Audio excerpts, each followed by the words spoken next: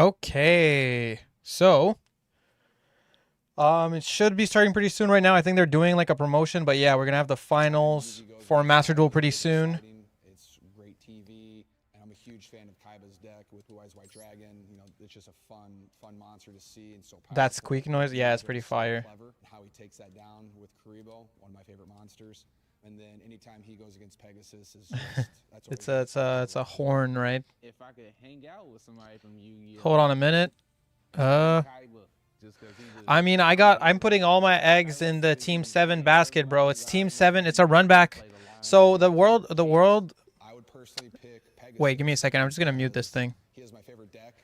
The whole Yeah, so the World Championship finals are between Team 7 and Snipe Hunters, just like last year. So, we have Jesse Cotton on one side and we have Josh on the other side as like the most popular ones. I'm obviously going to be rooting for my boy Jesse because, we're Team Canada all the way. That's my rep. So I'm rooting for my boy Jesse. Jesse's going to win. Let's get it. Let's talk strategy while we wait. Josh been lacking. I mean, look, man. I mean, I wouldn't say that. He won 2 of his 3 games in the semifinals, so that's really good. And he played really, really well. Also, I really like that Labyrinth duel was pretty fire. But yeah, I'm still not rooting for him because I'm rooting for my boy Jesse all the way, dude. Jesse all the way, dude. Let's get a Canadian W if we can. Okay, so I'm just gonna pull out their stream here. I can't wait for this shit to start. It's not started yet. Let me put their stream. Let me pop it out. We're gonna do like we were doing earlier. We're doing ADHD mode, right? So we're gonna have their stream over our stream, like so. And then there we go. Oh, whoops, wrong thing. Wrong thing. There we go. That's what I meant to do. 32 life points. And he beat me. I play Master Duels on my phone when I'm on the plane. I play Snipe Hunters picked Imperm for their shared card and chose decks that don't lose Heart to Maxi with no called by. That is interesting, yeah. W maple syrup. I had maple syrup today with my eggs and bacon and it went hard as hell. Any type of system, you can play anybody at any time, really. So it's just universal. My Master Duel strategy mostly be I like to take cards. I like to take your cards in particular. Dreidel? I like to negate. I'm Mr. Negate everything. I don't care if it is Tritron? life points. I will negate it. I think just to stop somebody from getting their game plan on the field or on the board is my top tier thing to do. I'm Mr. Control the board. I love decks that control and recycle. Like, even if you destroy my monster, I could get it right back on the board. So I'm a recycler. Damn. So he plays Fire King, Drytron, Tearlament, Mekonko, and Dreidel in the same deck. Dragon card in my wallet everywhere I go. I have for over 10 years. And I also have Yugi's Millennium Puzzle. That is on display. I'm a huge fan of that one. I have the Millennium Eye somewhere as well. What is it with buff people and loving Yu-Gi-Oh? I mean, kind of jumped right back into Yu-Gi-Oh and collecting stuff. I love Yu-Gi-Oh. It's one of the greatest things that's ever been in my life. Growing up on, it's just another thing to help motivate me to become the man that I am today. And I just love it because it's been part of my childhood since growing up, that when I've been dealing with like being bullied or dealing with hardships, adversity. Back to Yu-Gi-Oh to get bullied more. Yu-Gi-Oh and get some type of life lesson out of it to just make me a better person in life. Watching Yu-Gi-Oh, collecting the cards, playing the game, it made me really, really enjoy. Okay. The adversity. I was worried for a second. Of going through a long journey, and those are like my favorite types of shows and movies that I ever got to watch. Is just when a group of friends comes together and has to overcome things. And while it's not always pretty, they band together and then they eventually get it done. And I just thought Yu-Gi-Oh did such a good job of always showing each individual person's internal battle and the things that they fight for. And while it might not have anything to do with the person next to you, if you can believe and trust in your friends, that you can overcome anything. My mindset is really just be a light in a world full of darkness and just keep pushing and always know that you could be. This guy likes Joey. The only person that's stopping you is you. You just gotta have the mindset and know that you can get anything done. He's a Joey fan like You me. watch Yu-Gi-Oh, you'll see that no matter what, no matter where you start at, if you believe, you can get things done. And I believe in you. Nobody tell you. I believe in you. Have a great day. Be blessed. And No, I agree. This is a good show you endorsement. that Better life than just some is rando that full doesn't of- actually Thanks for watching, play. guys. Thanks for watching And hopefully you can relate to my origin story. with Yu-Gi-Oh Master Duel. Good luck to all the Yu-Gi-Oh! World Championship 2024 competitors. And have a great rest of the tournament. That was good. That was really good. I really like that. I really like that. They're doing a good job with this show. I'm not going to lie. You know, for Konami, this is better than usual for them. Yeah, that was really good. Loved it. And welcome back, everybody, to the Yu-Gi-Oh! World Championship 2024 Master Duel category. We're here for the grand finals. My name is Ibris, and I'm joined by Chilled Chaos. Hello. And Tazif. Hello for the last time. Well, We'll be back. We'll be back. Not the last time. We'll be back. Yeah, next round. Yeah. Next round. Next year. Here we are. We have done 2 days of dueling, and the competitors are down to just 2 different teams. And funny story. Doug about is looking that, the fresh same as hell. teams that were here last year. Do you guys want to talk about that a little bit? Yeah, the World Finals rematch of the 2023 World Championship that did see Snipe Hunters walk away with the crown. Team 7 standing against them. Yeah, it's a Again, run back. I've been thinking of some names for our potential movie that we're going to be making starring those fine duelists up there. I've come up with Seattle Stunning Showdown. We have Seattle Shadow Realm Rerun. All right, let's get these games started. Board Wipes in Jesse Washington. starting off against Emre. No. Sequel in Seattle. Kinda Did like I try the Sequel in list? Seattle. No. I made my Sequel in Seattle. I mean, you got the two of them. Centurion deck profile for the regular Centurion after I ended the stream earlier.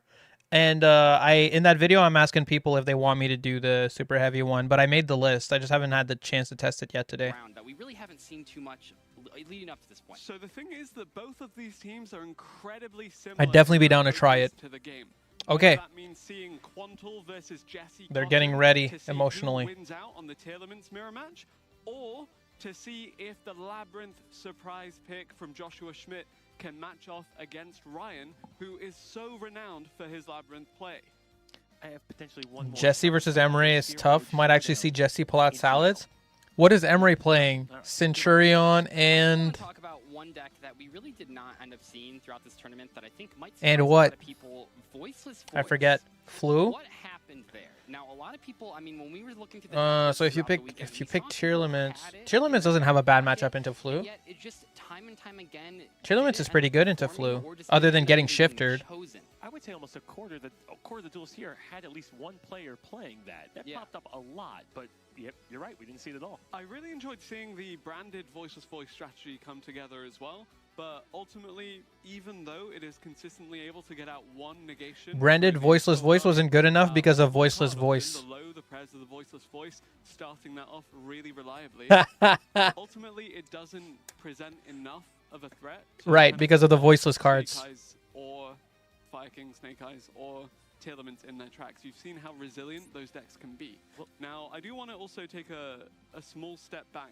Top and of tier discuss 2. the True. decks that do utilize that Grasslook screener, because almost beautiful card. every team uses either the Tier Limits deck or the branded deck. And both of Why? those Why? really benefit Why? Because from they're that practically top cross-play. tier, both of them. Just back on the voiceless, we have not seen a lot of Nibiru's, at least resolving or popping up in a lot of people's decks, and I feel like that ability to play In retrospect, Mm. I could have also done a tier 1.5 and just put branded and tier in there. I could have done that too. That could have made sense as well. Kind of in tackles retrospect. the gameplay very similarly to a lot of the other decks that are performing well. It doesn't really hit it from a completely different angle like Fluandereeze or Labyrinth. So if you are down to, okay, do I play Ubel or Voiceless Voice or Snake Eyes or Voiceless Voice? why just would don't ever pick pick Voiceless. Voice? And especially Thank because you! also lose to Thank Bystial, you! even harder than some of Thank those other you! abilities. This guy's smart. You know, making the decision to actually. This guy's smart. He gets it. In particular, reinforcing both the branded strategy that we mentioned, but also Centurion being a really prominent option, and you may even see that in the hands of Emre from Snipe Hunters. When do you think we're going to see ABC? Oh my god, dude. The worst is I like voiceless. That's the worst part. Is I really like voiceless. Will we see that maybe make a comeuppance here? Tearless dissenters have made me like, yeah, have made me crusade against it, even though I like the deck. Do we know? Have we seen any of these players play branded this weekend? Yeah, what's good, Toy Winner in the chat? Teams that, you know, we've talked about before. I've joked about that branded players are the most dedicated players out there. I don't know if there's any branded players. At least you can admit voiceless is mid. I also want to contextualize that both Quantum Dude. and Jesse are very much dedicated to this. People are so fucking delusional about voiceless. It's crazy. Rather than the 6 different decks we see from the other teams here. I was thinking one deck that actually was, when we were going through the deck list, that was in there that was surprising. The Endymions. Someone had an Endymion build. Someone played Endymion? So actually, That must have been the worst decision of their day. I think it may have been Nakwall who was playing Voiceless. Centurion Super Heavy. He really favors the Voiceless really puts the mid in mid-range. Right. right. Here, we saw at the end of day 1. That's both of them exactly actually right. Ended up coming out of their groups in the 2nd position.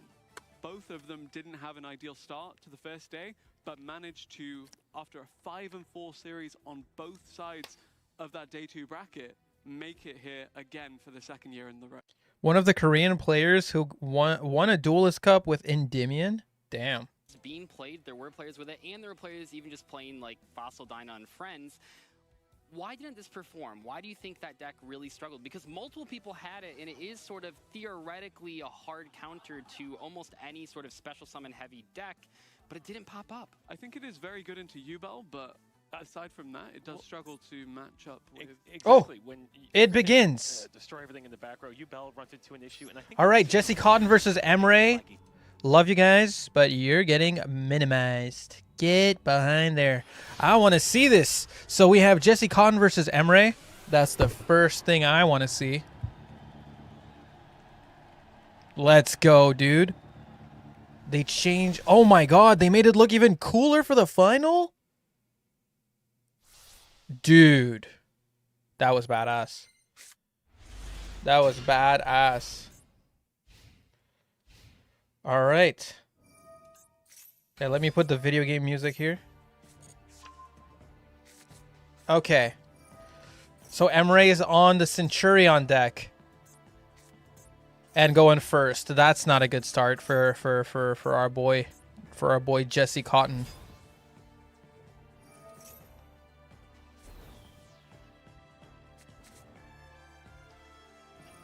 Oh, and if you guys want, you can see Ryan versus Joshua Schmidt here. I'll put it like I'll put it down here. You can barely see it, but you know, you can kind of see it in the meantime. You know? Ryan is starting off with like a Snake Eyes combo down here. I don't know if you can kind of tell what's going on. Probably only if you're watching on a bigger screen. A lab mirror? No. Ryan is on Snake Eyes, and Josh we haven't seen yet. So Emre going for Auxilla. I wonder if Emre plays the same Bistro line as me.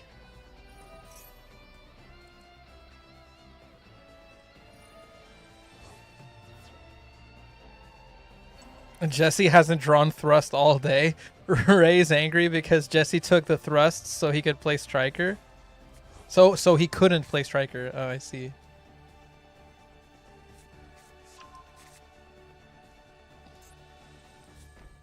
All right, so whatever. I don't know any better. But my line sets up more, but whatever. And we literally play Bestials anyway. Why not just do that? Anyway, whatever. No Sky Striker Ray. True. Oh my god, Imseti discard Trivic Karma.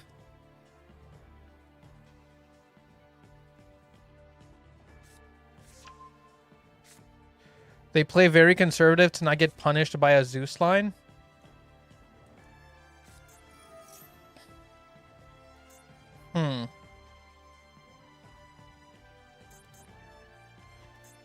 So at any moment now, we could see Blazer hit the field.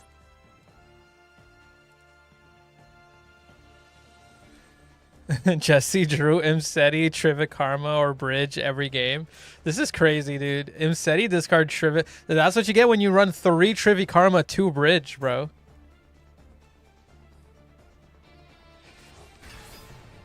He thinks it sucks and didn't play it when he streamed with Scent.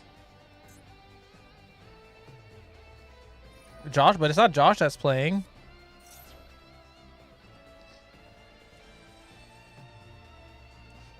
Yeah, Jesse's in the finals. We're rooting for our boy, man. I want to see a nice Canadian W. Oh my god, we just discarded Jet Synchron for Sarcophagus. Are you kidding me, dude? Jesse's too good. What can this deck even... What do they have? The trap setup? They have Phalanx set up and a level 12 Synchro. That's not good enough. Maybe they have Bestials for tiers. That's a real issue.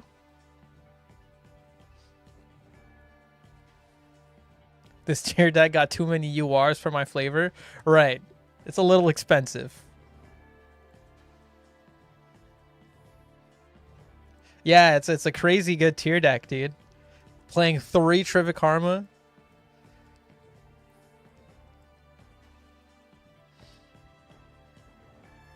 On Bonds? Hey, I started running Bonds too, Jad. I like Bonds. I changed my mind on that card. It's actually really good. All right, while he's thinking, what's going on down here? What is Josh and... Okay, so this is still just Ryan doing his combo. He just passed on Apo, Arvada, and Amblo. And we're going to battle phase here with our Horus cards. What the hell? Bro is not going to go for it? Wow. Why did they not want to go for a Synchro? That is so strange. Like, I can understand playing conservative, but this basically means that you're not going to get a grind from Auxilla. You're not going to get a Crimson Dragon.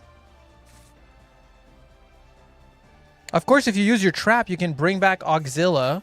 So I guess if you use it, you can get it back this turn.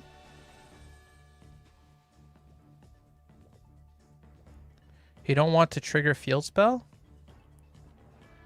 What do you mean?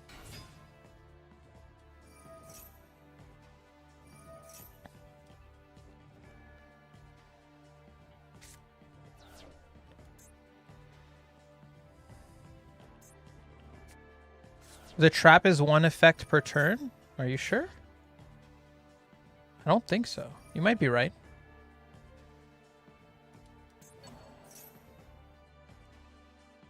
Oh, you're right. It's 1 effect per turn. I did not know that. Anyway, they could still Phalanx back their Auxilla next turn with the trap. As expected, a Bestial here to stop one of the Tearlament fusions. Not surprising at all. Ryan's got his duel. Oh yeah, Ryan winning? Let's look at this really quick.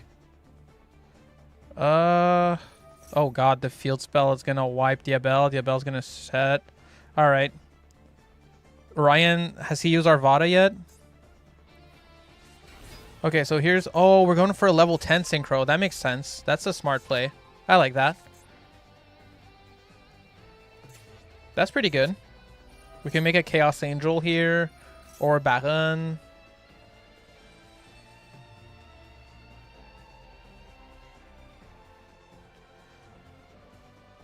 Josh couldn't break the board.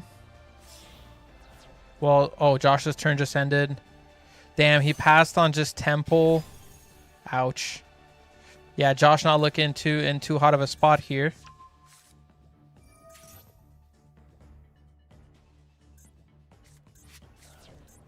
All right. So Serenir to Grave, dump Magnamut. Interesting. And we're now going... Okay, I'm just going to put this behind for a bit. We're now going for the Perlarino.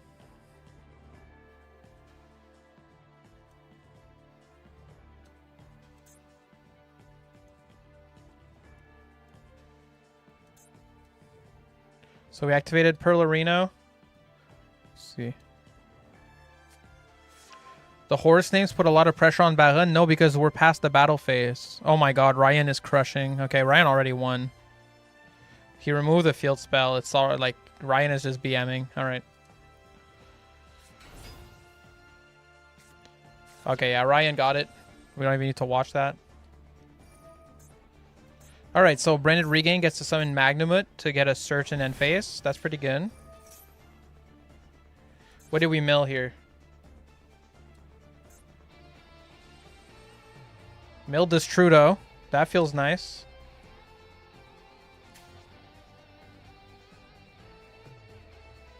Their trigger effects? Oh, that's what you mean. Yeah, if Baron removes something. I see what you're saying. My bad.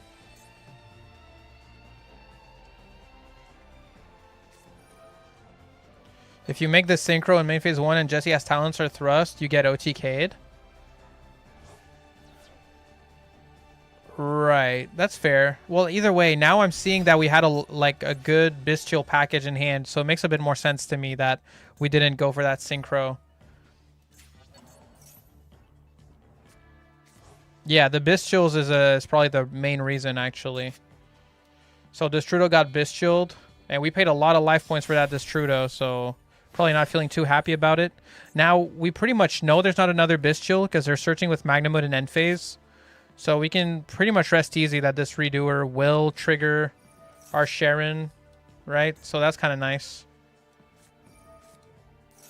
Wow. But now we get Imseti effect.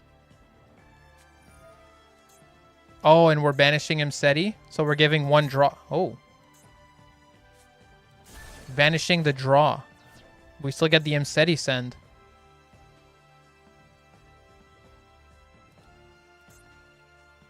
Which could be negated by Baron. Right.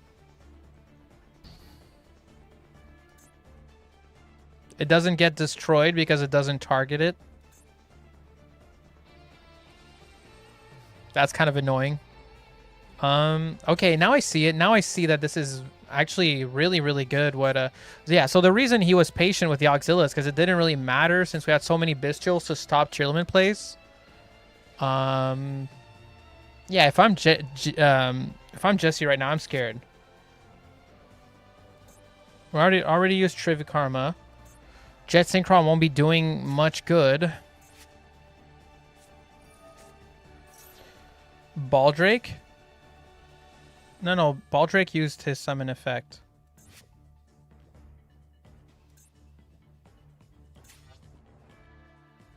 Oh, you mean the banish if we summon something from extra deck. That's what you mean. My bad, my bad. Oh, we just went left arm. Oh, no. This is why you need to ban grass. But until you ban it, I'm going to be doing like Jesse here and playing left arm offering to search that grass looks greener and mill half my fucking deck. Thank you. Thank you. Hey. It's okay when Canadians do it.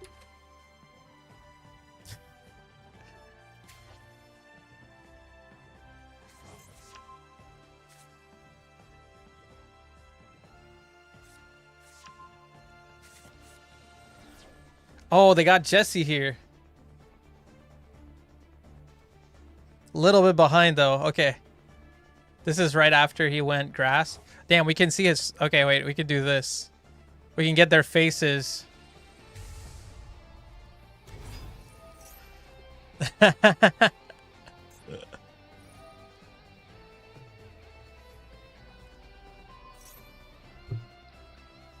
Jesse face cam? Yeah, for real, dude. Getting creative with my shit. You snapped with that? Yeah, I went crazy here. All right.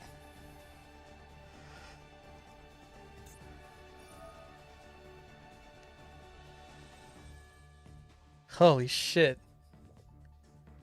And they're allowed to give each other tips from their side, like ask their friends for tips on their side of the table. That's pretty cool. Snow flip. Oh yeah, flip Ball Drake. I'm surprised they didn't Ball Drake the kit. The sweep is real? Yes.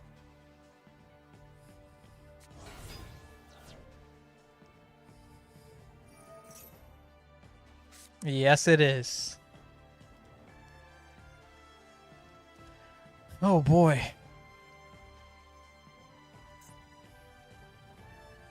Quantal just lost. Oh, dude, it's so Jover. It's so Jover.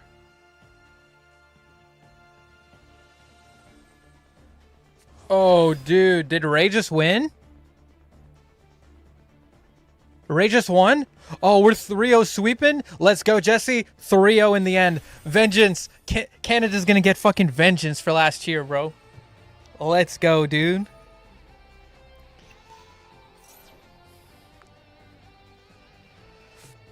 Holy shit. We're just going in. We can just zombie vampire without worry. Grab Ash here. Oh! Just free Baron like that? Just like that? For free, for real? Yo.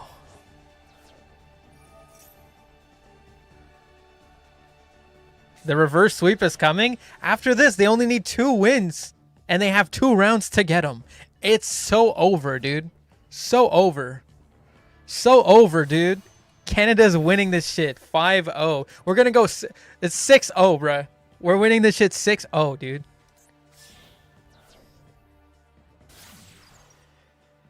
Nah. It's going to be 6-0, trust. Yo, Jesse's list is insane, dude. He's running Dotscaper to summon Lingaribo just for the trap negate. He's running 3 Trivic Karma to always basically discard it with Mseti. He's running Jet Synchron. Like, he's running fucking every good card ever. He could Chaos Angel. Oh, no. He couldn't. Never mind.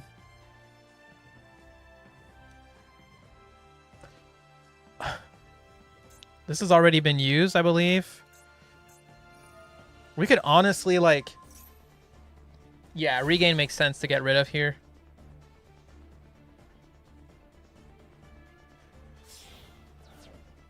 What are we doing?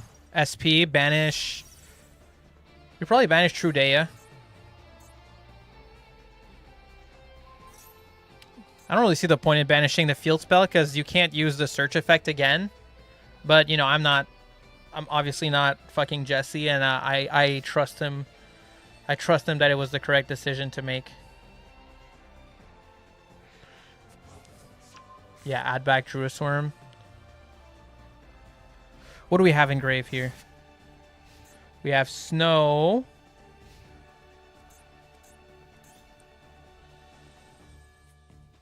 What is Phalanx bringing back? Oh, Phalanx bringing back Dua Mutef, which gives us a Scream in the standby. Holy shit, early Scream. Oh, we would have loved to see that earlier. That's, we milled Bridge of Salvation. We could have grabbed, well, doesn't really matter, actually. We're fine. We're killing it. Oh, we can also make Anima for Curious Lines. Ooh.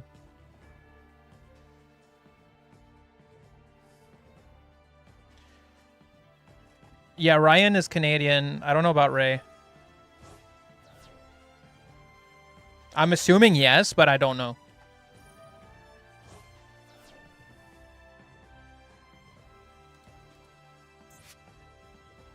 Dude, Canadians are so crazy at Yu-Gi-Oh! I mean, we have, what? Triff, Jesse Cotton, Pack. It's kind of wild.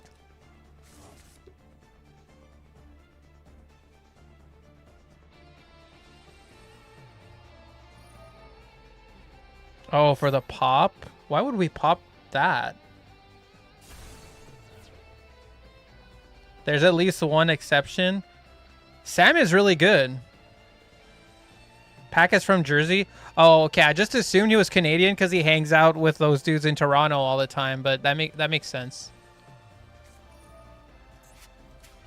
I had a feeling because of his fashion sense that he wasn't, but I just didn't say shit. I was like, I'll just roll with it if no one says anything in the chat.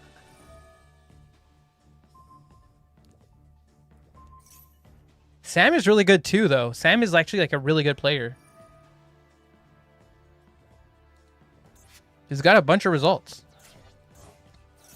We're just flipping down the Druid Worm. Pack is too cool. He must be Canadian. Whatever, dude. Who cares? Oh, we're dodging the Druid Worm instead. Okay, I see.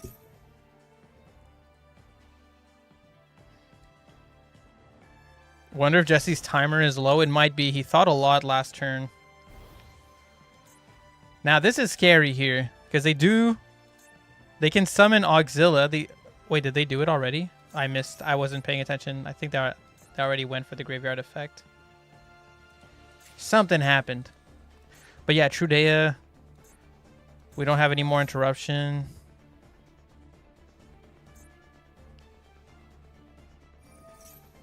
Wait, we still had our negate? I didn't even know we still had that. I'm surprised. Why didn't we just negate the on summon of Primera?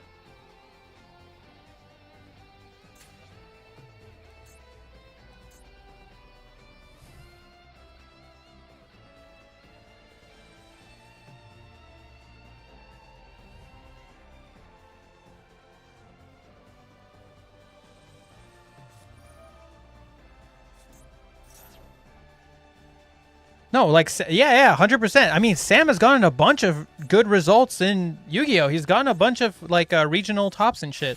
There's no reason to say Sam isn't good. Like, people just think he's bad because he's, like, animated and funny. Like, straight up. And, like, he'll make deck profiles for good decks just like he'll make deck profiles for, like, Blue Eyes, and then... I don't know. He's obviously really good at the game. Oh my god, we just pot of greeted for 3.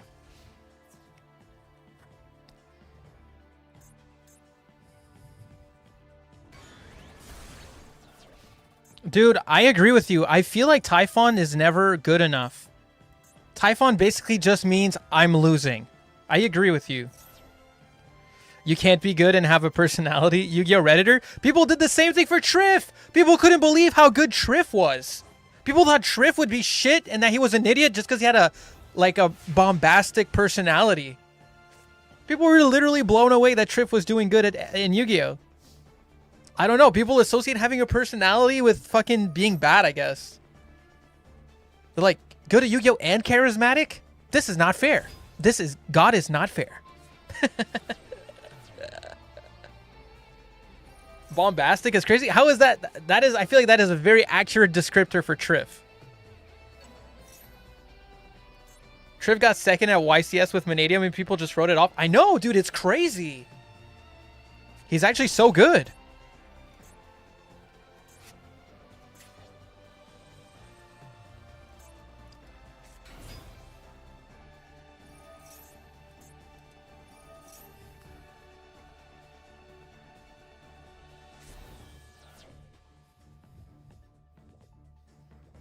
The word reminds me of reggae. Oh yeah, bombastic. True.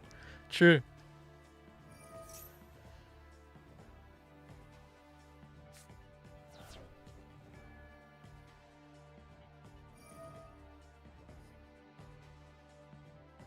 Yeah, Mr. Fantastic. Yeah, true.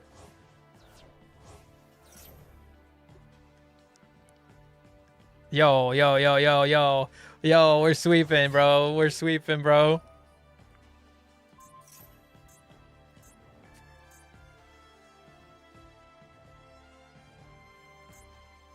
I wonder if the players also have this soundtrack playing in their ear. I mean, you can just turn the game music off if you don't want to hear it. Jesse flexing those royal snows. He dropped 2K on stream for. Spent $2,000 to get these. What does he do for a living, bro? Oh no! Oh no! Wait, what? With no zone? Oh, because we win.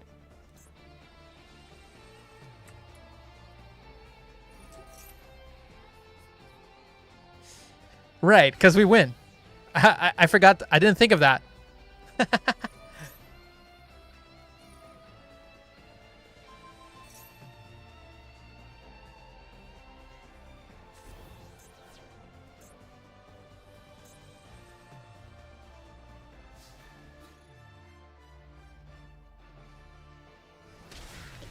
Yeah, seriously, dude. Summoning Boros in the main monster zone under the extra monster zone just to swing for the attack boost is fucking insane. Bro literally did not care, dude. All right, he's about to win. We're going to see his reaction. Yeah, dude. Very humble. Very humble, Jesse. He did a little stretch. You know? Oh, he was stressed out, bro. He was stressed out, dude. Look at this. Bro was stressed out. All right, let's look at the other side. How are they feeling? They're feeling fucking terrible, dude. They're feeling terrible, dude. They're feeling atrocious, dude. Because they're not him, bro. Look at Jesse. Jesse is him, bro. He was invested. He invested his soul into that duel, bro. These guys are not feeling it right now. 3-0. 3-0 wipe. Canadians cooking as we should be, you know.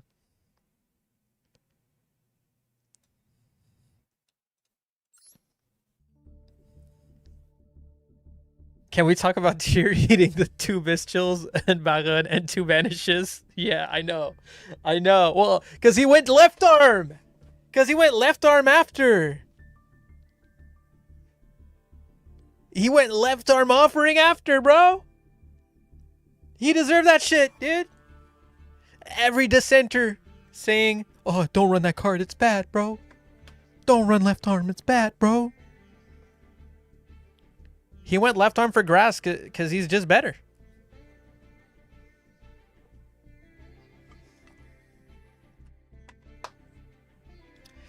I fucking love Jesse for proving me right about Tyr this format, by the way. Thank you, Jesse.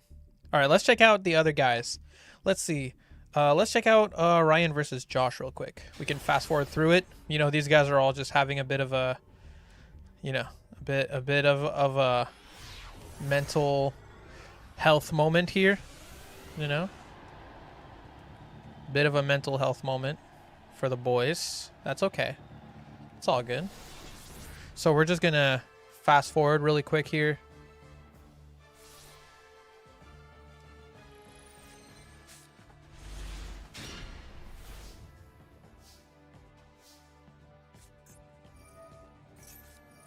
Josh is not lacking. Canadians are just crushing.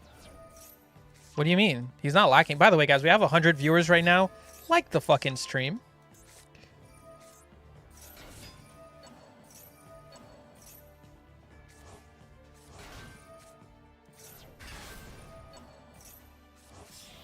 So Ryan on Salamangre going Sunlight Wolf. Flamberge, summon 2. Pittasaz love this line. Pittasaz loves this line. Going Heat Soul. Draw 1. Going Appaloosa. Send Poplar. Summon Ponix.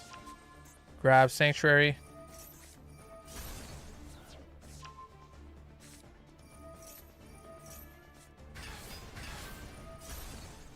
Pop Arvada. Arvada summon Volcanics. Use 2. Make IP. Oh, this is a good line. This is a good fucking... Wait, we didn't go for Flam... Damn, this guy's just better, dude. They didn't even go for Flamberge. It was like, nah, fuck Flamberge. Who needs Flamberge? Alright. And now we negate that. Popping Amblo. Amblo's gonna bring back what IP? Oh my god, we're so sexy. Oh my god, they're going Called By on the Amblo.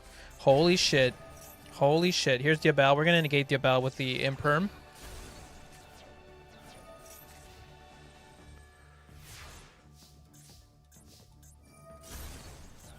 Holy shit.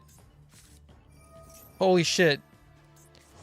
Summon Garunix. Summon other Garunix. Pop. Garunix pop Volcanics for no reason. Oak summon. We are so sexy. We Canadians, we are so sexy, bro. It was just like that. Just that simple, bro. Holy shit, dude. Sorry, Josh. Sorry, Josh. Sorry, Josh. Can anyone confirm is Ray...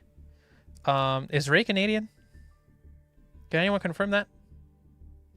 Can anyone confirm that? Hold on. Because I feel like there's like no way for me to look it up that would like actually work. Yeah. USA Ray. All right, USA. Fuck. Fuck. Shit.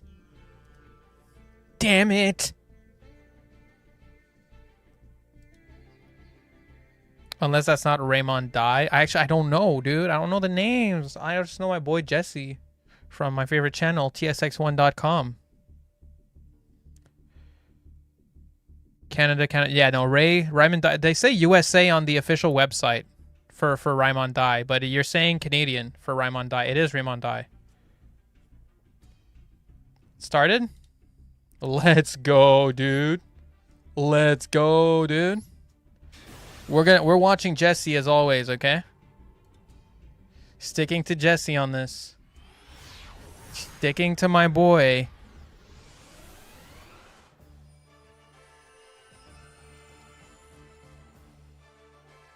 Let's go, dude. Is this Josh versus Jesse? For real? Okay. Josh versus Jesse. No!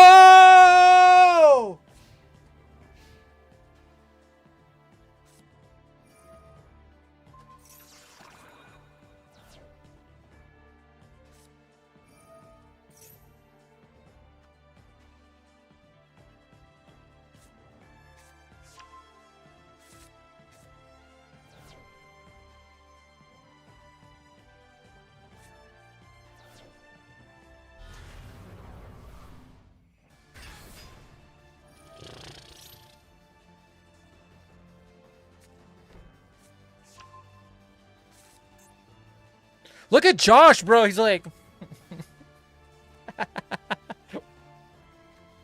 Fucking stop doing that.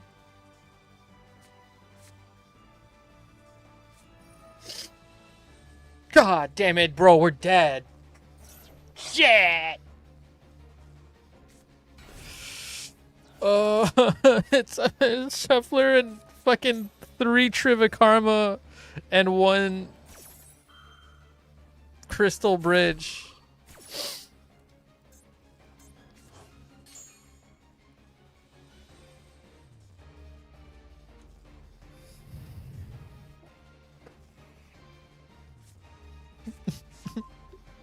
Stop, bro.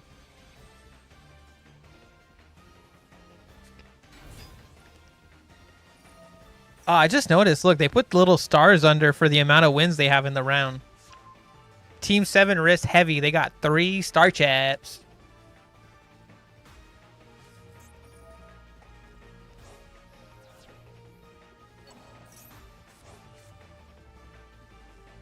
Bro, I'm so upset. Quantal is losing. Do you think Jesse has a hand trap of some kind? There's no way he has 4 bricks in hand. There is a way. There is a way. There is a way. I can think of like... I can think of like 8 bricks in his deck right now. Jesse looking shook. He was looking shook when he was winning. Jesse just looks shook. Oh, they're switching. They switched. They switched. They're like, we don't want you to see this. All right. Well, you know, we'll leave these guys in small mode since the faces don't make sense anymore.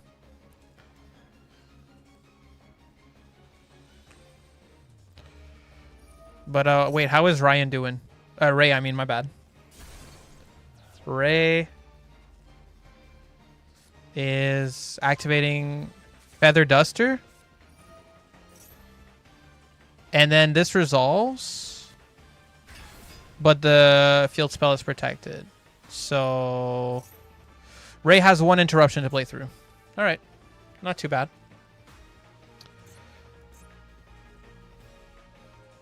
His hand is 3 Trivikarma and the turtle. That's what I'm saying, bro. It could be also some random Horus names. There could be a tier cash in there. A lot of things it could be. All right, it's over. We didn't have a hand trap.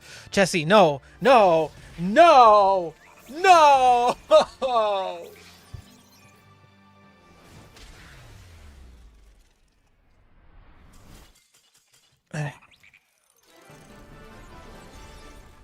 Well, he just got unlucky, and that happens. Sometimes you're unlucky.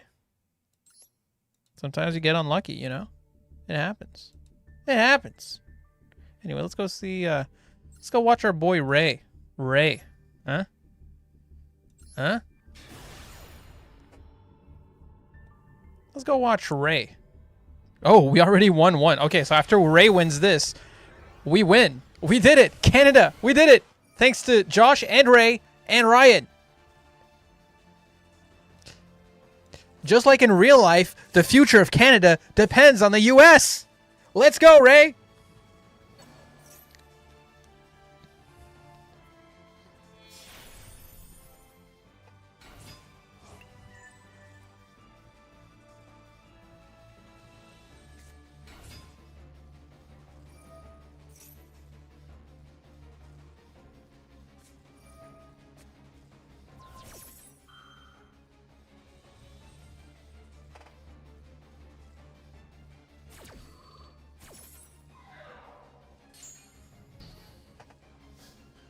That's OTK if no chainable.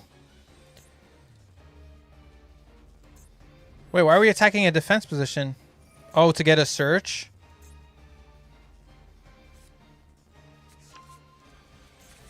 Wait, did we not set it up properly for the OTK? Oh, okay, now we're splitting his attack. E happy.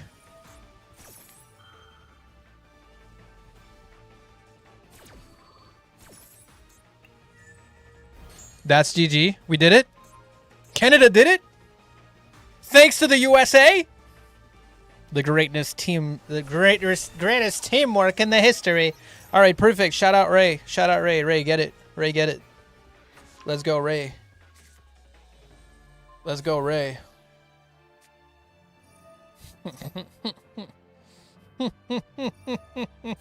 Okay, maybe I put Pearly too low. I will admit to that. I will admit I may have put Pearly too low. That's all I'm admitting. The rest of the list, fucking amazing.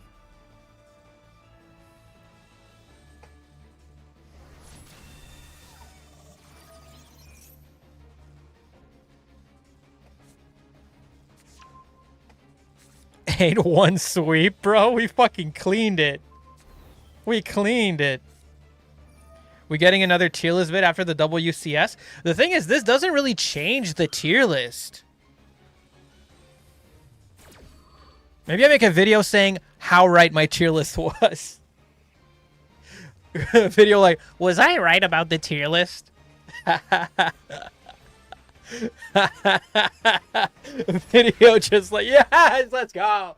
A video just like reacting to my own tier list. I make a video reacting to my own tier list. Being like, I was right about this. As you can see here, I was right about this too. Pretty much, and just say that for every single deck except Pearly. This one I would put above Fluanderies.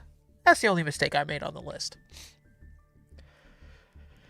We don't even get a set 3. We don't even get a set 3. Dude, let's go, bro. Yo, let's hear this. Let's go.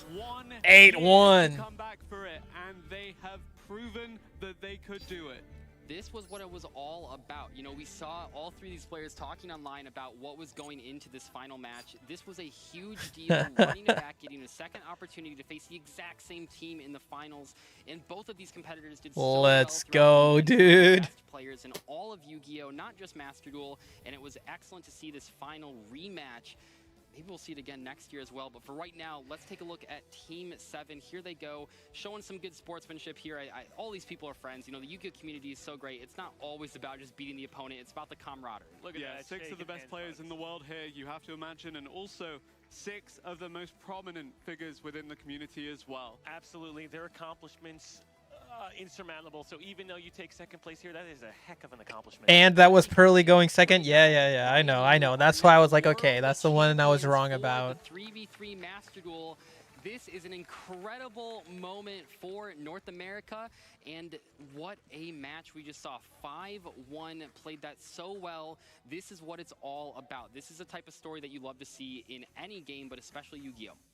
you can't help but get a little emotional for him because this is something you had a grueling day yesterday, 5 rounds, 10 plus hours, and to come back today with a W. Another tournament where Jesse just played tier and never took out his second deck. As he should, because tier is tier 1. I was so right.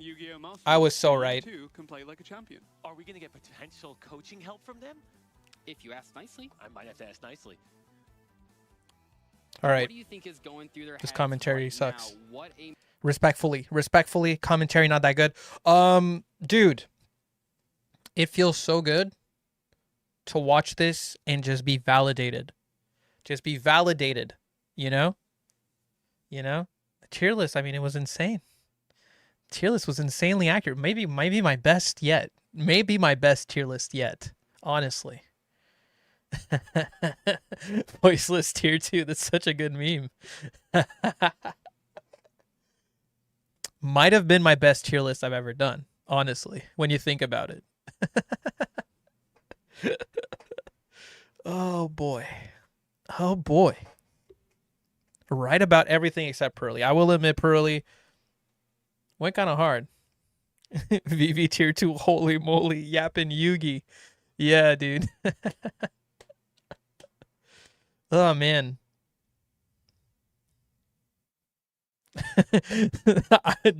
Jimmy won the tier list worlds. Right, I won the tier list, the Master Duel tier list championship with this one.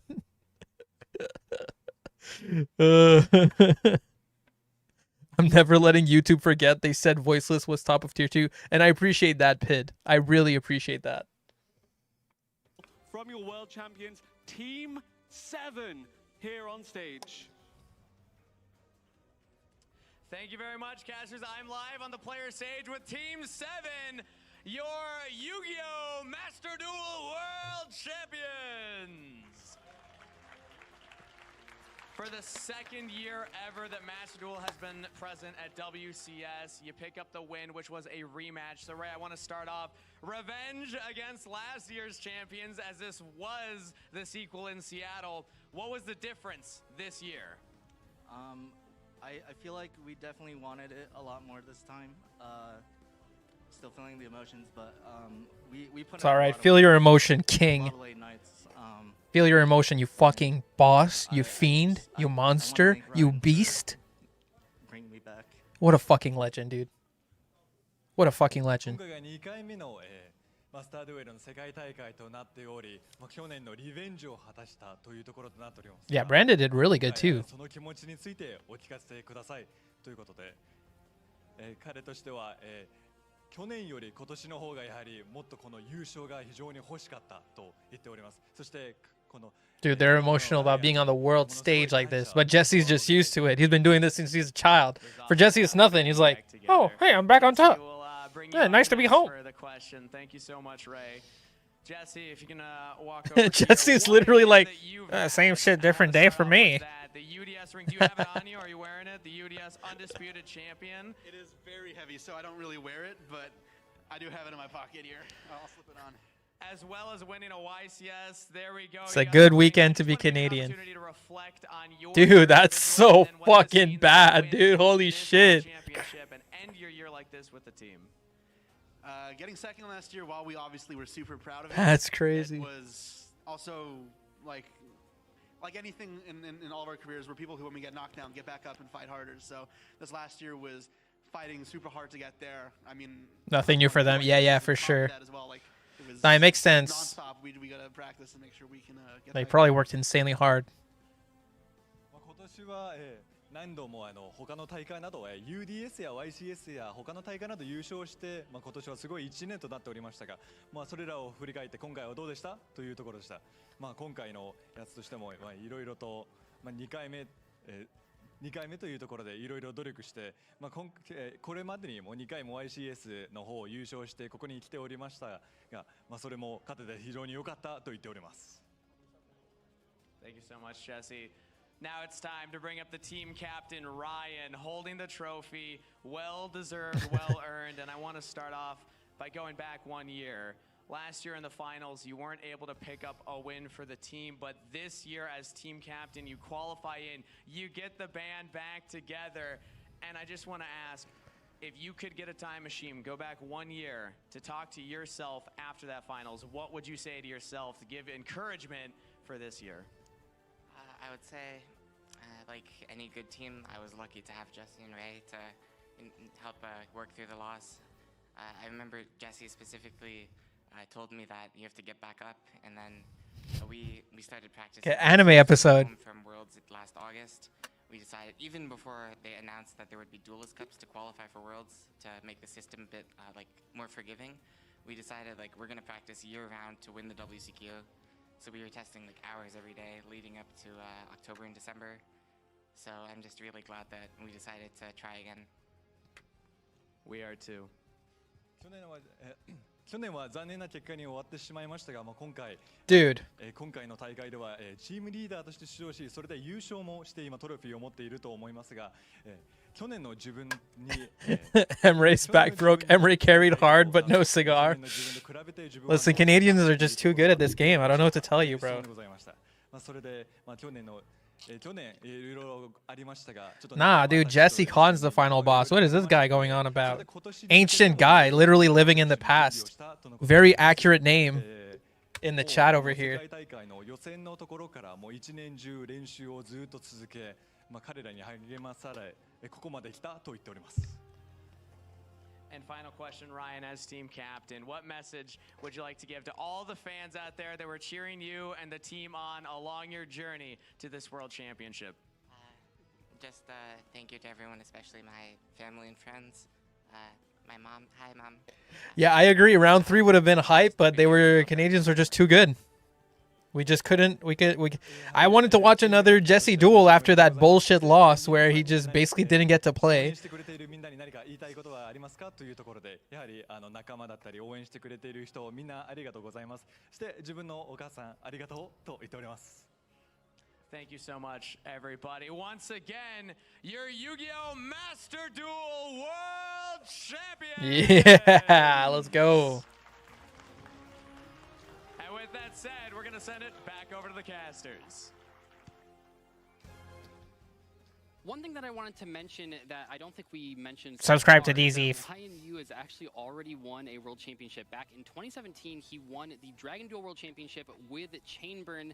You really couldn't ask for a better team captain, and he is now a double world champion for 2 entirely different formats. That's one of the most impressive things I've ever seen. Really, really impressive. And you know, he's now got 2 titles, but additionally, in addition to that, rather, he actually managed to top 2 Duelist Cups to actually qualify for this one. That's You know, crazy. what I like more than that? That's insane. Of all those accomplishments, the Jesse and Ryan friendship. You know, you get knocked down, encourage each other to get back up, to practice and play together for a year. Yu-Gi-Oh! Being that common bond. I mean, that's more important than any card game. The friendships that you make along the way. And I know it He's sounds spitting. cheesy, but it's true. If you can tell someone to get back up, that's important. And Ray also, By the way, if he was saying this about Josh's team, I'd be alt F4ing the stream right now. If Josh's team won and all these nice words were being said about them, I would be alt F4ing the stream right now. You know, they could have gone back. Team 7 could have gone back home and been like, "Oh, I It really was an anime moment and stuff like that." But they instantly picked it back up. They knew that last year's result was not their fault as a team, and they knew that they had to. The only people to have talked with Nordics IRL are Canadians as well. I don't know what it is, but Canadians seem to have the Yu-Gi-Oh gene. I think it's because the Yu-Gi-Oh propaganda was was more powerful in Canada. I think it's so cool because it shows that Ryan wasn't just trying to I don't know what they put in your guys' water supply. We got some good shit in our water supply, bro. Got a lot of nice stuff in there. The other cups, this. I mean, talk about 24/7 Yu-Gi-Oh! That's a life. The ring, the ultimate duelist. Oh my God, the size of that. On the topic of Yeah, if Josh's team won, stream would be canceled, VOD deleted, and everyone in chat banned. Exactly. Despite having access to a second deck. Unfortunately, didn't get to see the rematch of the tier mirror with him and Quantul. Yes. But even so, showing just how dominant he can be. Yes, he did drop that final game against Josh, but all of these duelists are just... I mean, drop that game. He literally couldn't play. He didn't play. What do you mean, drop that game? It's not like he fucking played poorly, bro. Like, literally bricked. Like, he didn't drop the game. He normal summoned Mudora and passed, bro. That doesn't count. That's not dropping a game. It's not the same. He lost, but yeah. Losing the WC finals severely hurt Snipe Hunter's chance of becoming world champion. I believe in them. Well, too late for that. Too late for that. Oh boy, man. All right, are these guys? Is there anything left to this show? As long as they don't forbid all of the tier limit names, we're going to see tier limits around. I mean, Master Duel He's does spinning. not have access to Merly. It's He's not spinning. The TCG where you don't have access to the kick hells, but you do have access to all the names. Shiren and the Havness are still legal. It's Sharon. Would you see a tier limits if it was only Shiren? Maybe. I don't. It's so versatile. It's Sharon. You have the Kit Callus access. You just need these cards, and I think that tier limits is just such a resilient strategy, as we've seen this weekend. So much ability to play out of the graveyard, even more so than Bell, even more so than Fire King Snake Eyes. Or Sharon. Don't have recursive effects in the graveyard, but tier limits is just so far and beyond anything else. And with Team 7's title, that means that. By the way, I voted for Jesse. That means I get the shit. By the way, I voted for Jesse. My 200 Gems! World champions have been crowned. Thank you, Jesse Cotton. I knew I could believe in you. Enjoying Yu-Gi-Oh! I'm Dizzy. And me. By the way, these games are based. Better way to celebrate that history than What is this? Days collection Wait, what? of video game titles that What? They're dropping a Yu-Gi-Oh collection? We can now confirm that 3 new titles have been added to Huh? the early days collection. Yu-Gi-Oh! Duel Monsters, released 1998 for the Game Boy. Yu-Gi-Oh! Duel Monsters 2, Dark Duel Stories, 1999, Game Boy, Game Boy But- Color. Yu-Gi-Oh! Dark Duel Stories. What about Eternal Duelist Soul? Released across multiple years on the Game Boy Color as well. And Yu-Gi-Oh! Duel Monsters 4, Battle of Great Duelists, Yu-Gi-Oh! Duel Monsters 6, Expert 2, which were confirmed prior.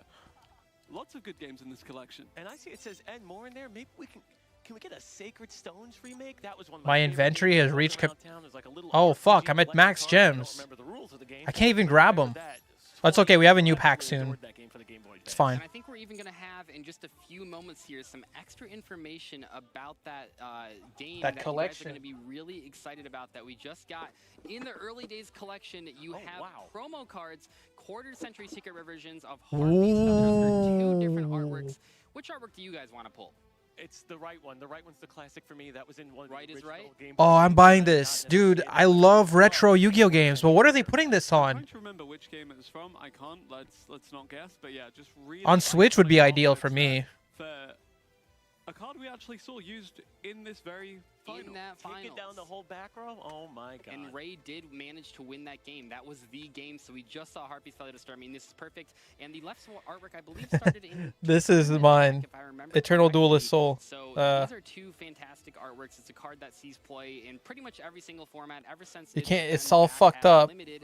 It has a Super sticker that powerful says card. Yu-Gi-Oh on Obviously, it. Storm Master Duel as well. Harpy's Feather yeah. is the one that hits all of your opponent's cards so extremely powerful. Yes, and we can confirm that one of those 2 variants will be included in each physical copy. Very cool. Oh, dude, no, but I want the one that looks like a 20 chicken. plus years ago, they're still relevant to today's meta. Well, I mean, that's going to be it. The sequel in Seattle is coming to an end, at least for the Master Duel portion. Next year, we know one team is definitely going to be back. Will we see Absolutely. Snipe Hunters back? Will we see another best of 3? I What do think you we could think? see a lot of. Oh, so if you win, your spot is solidified next year? Finals were back here from last year. Well, and with that, we do bring the Master Duel category to a close, but there's still TCG I also have this action one. coming your way here at the Yu-Gi-Oh! World Championship 2024. Worldwide Edition. Yu-Gi-Oh! Worldwide Edition. Dude, these GBA Yu-Gi-Oh games are fucking masterful. Chef's kiss. That's how Snipe Hunters qualified. Oh, that's cool. Second place team ain't invited sucks. What do you mean? Of course, it's the winner, the champion that gets seeded. Like, it just makes sense, right? What do you mean? There's like 4 final teams. That'd be crazy if you'd have 2 pre-invited teams. Dude, why are they ending the stream on this guy? This guy's having a moment, bro. This guy's having a moment. This guy's having a moment right now. This whole music is about this dude. They're having a crazy moment here.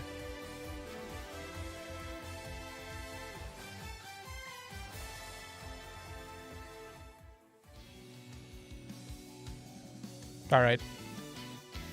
I like this song, by the way.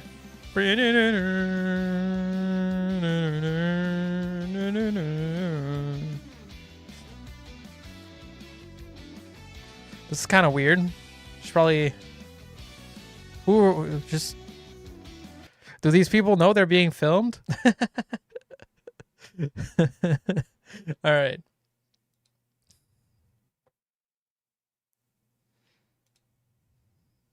That was cool. That was really cool.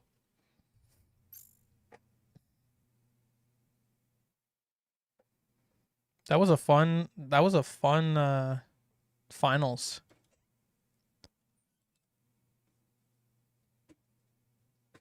The Yubel player earlier played through Phantasme, Ashe, and Nibiru last feature match and still did full combo.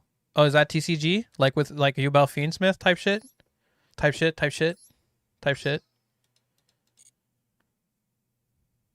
You are so handsome, streamer man. Thank you. Thank you. Wish we see you, Jimmy, at the WCS Master Duel Finals. Konami would not want me there because I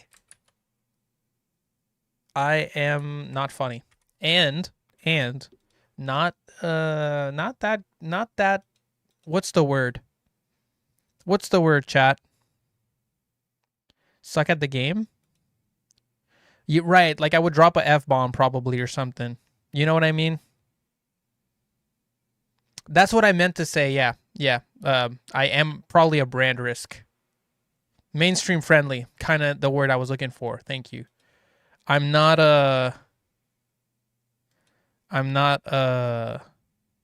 yeah. I'm garbage. Shut the fuck up. You're literally trash, dude. Fuck off. Anyway, that's an example of why I would not be on an official Konami stream. That's a good example right there. Even though I would love it, it'd be epic, you know. But yeah. It would be cool though. Okay, drop the ban list now. Drop the ban list now.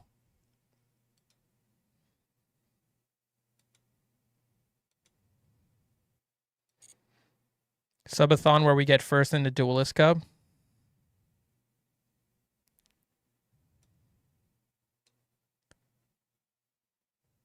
Gets one guide, starts cussing like a sailor. Yeah. I voted for Jesse, obviously. What's my take on the deck list? Okay. What's your take? Okay, Master Duel Central, what's your take on the deck list being leaked during the championship? Sorry if you already addressed, just checked in. Okay, you know what? Actually, I want to be a bit better informed here. Because like my understanding of the situation might be off a bit. So from what I understand, right? A lot of people are saying Decade. Oh, whoops. Whoa, that was dangerous. I did not mean to open Twitter there. That was super dangerous. I'm really happy there was nothing on the screen there. Holy shit. Yeah, let's go to Master Duel Meta. There we go. That's what I meant to do. So, if you go to Master Duel Meta, basically during the tournament, right, you were able to open your emails instead. Right. If you look here, you're able to look at the lists of the players in the World Championship while the championship was happening. You see? Now, a lot of people got upset with this because they were saying that Decade was leaking the lists while like they were not public knowledge. So I was a bit confused about this. At first, I thought that these lists were being compiled from just players looking at the gameplay and figuring out which cards are in which. But it turns out the way these lists were acquired, and I don't think it says it on this article here, the way the lists for the tournament were acquired was using untapped.gg.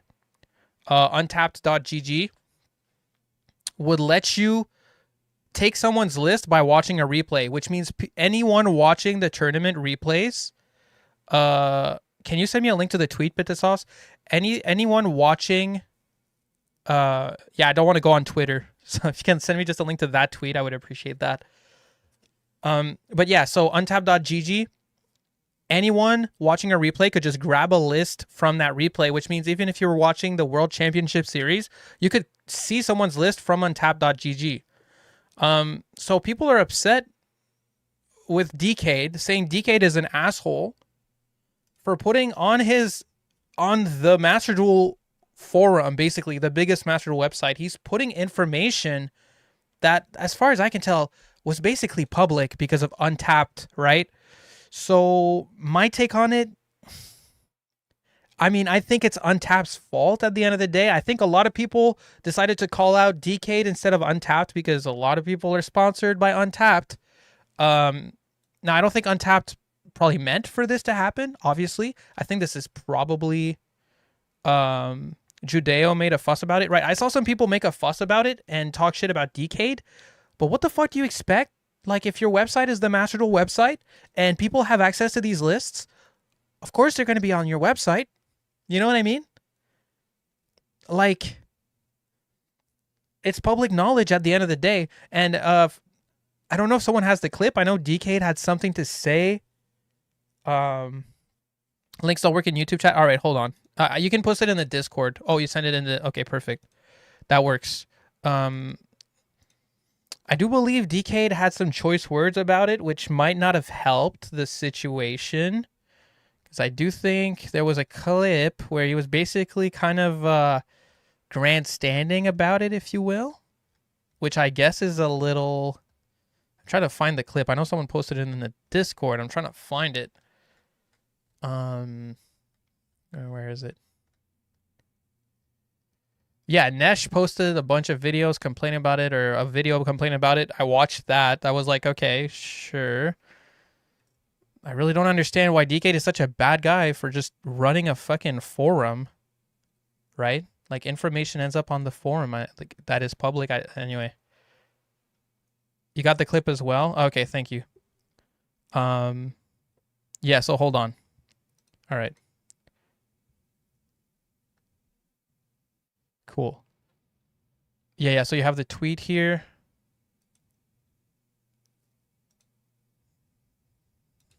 Oh, whoops. Boinks.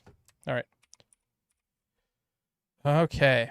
Twitter, fucking terrifying. So, okay, so Untapped did have a statement about it afterwards on Untapped Yu-Gi-Oh! Using the Untapped companion to see deck lists that would otherwise be hidden is unintended and goes against our philosophy and the purpose of the tool. We have fixed this issue in the most recent update. Is this true, though? Like, I believe that unintended is a pretty good word for it, right? Like, they probably didn't mean for this to happen. I do believe that.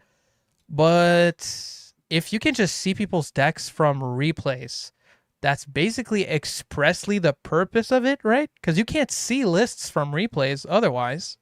That's not a thing. You can't watch a replay in Master Duel and just see the list.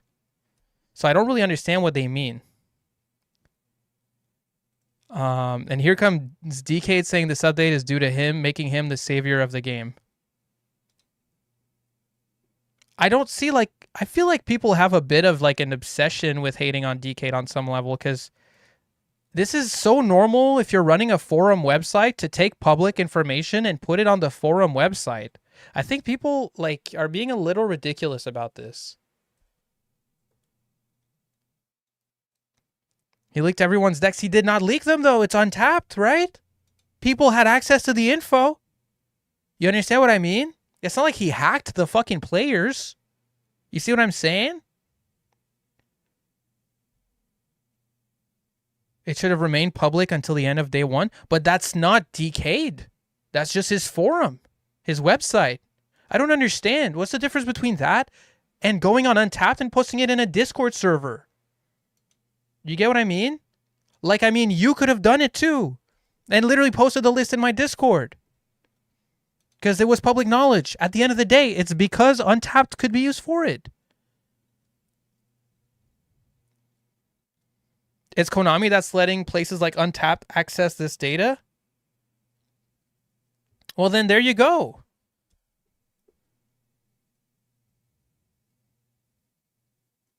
Think of it that way. If you have information that ruins the competitive aspect of a competition, publicizing it on a huge scale isn't helping the issue. How does it ruin, how does it ruin the competitive aspect though? I don't really see that. I don't see it.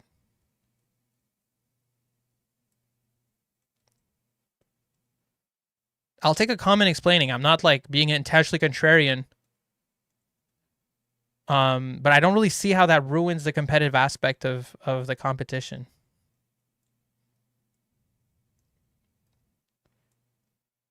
I just want to comment that explains it a bit. Because from my understanding, the only thing that changes there is like, really it's just that everyone can see the lists. It's the 3v3. The players are meant to figure out text and lists their opponent are playing while facing them.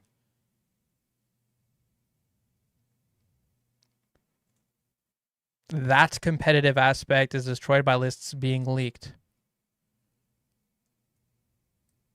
Okay, because between day 1 and day 2, they get to change their lists. Right? Is that it?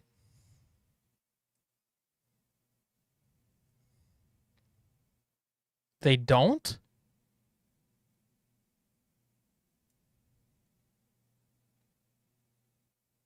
So we're just talking about counterplay?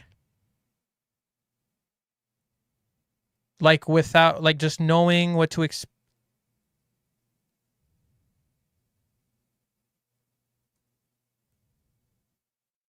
I don't get it. Yeah, so then exactly. So after the first round, everyone knows what everyone has then. Other than like specific ratios, which if you play Master Duel at that level, you already can kind of guess. You know what I mean? Like, I guess you can learn about shit like Jesse having weird picks, like 3 Trivia Karma, right? Which is awesome. Or the bit inspector guy, I forget his name. Like, you can find that stuff.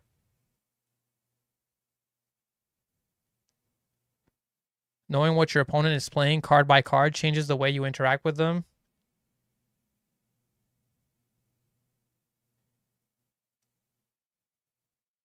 The shared card pool is what makes the standard ratios. Can you explain better? I'm not, because like you're talking about the shared, you're talking about the standard ratios argument as if I'm like, I don't know, like you're too deep in the conversation for me.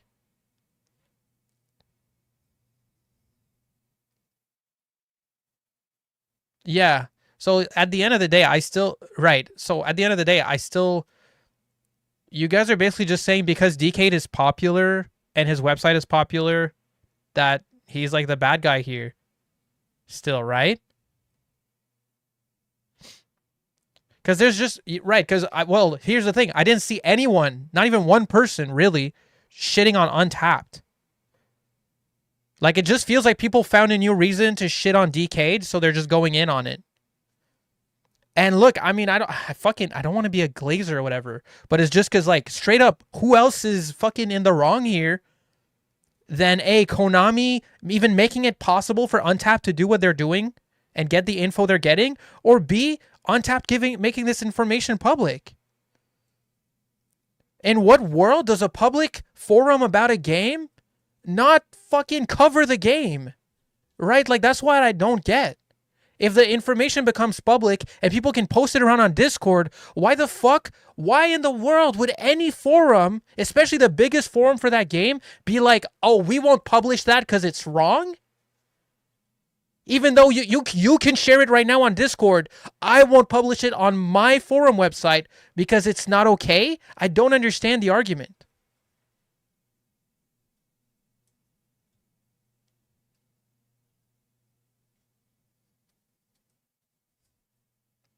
No, I saw the Nesh video. I don't think Nesh was disrespectful at all.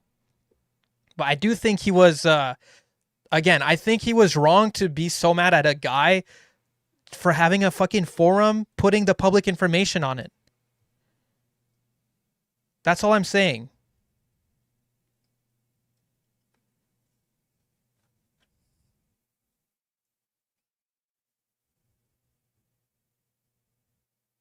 No, but I think people want to give DK shit a lot of the time.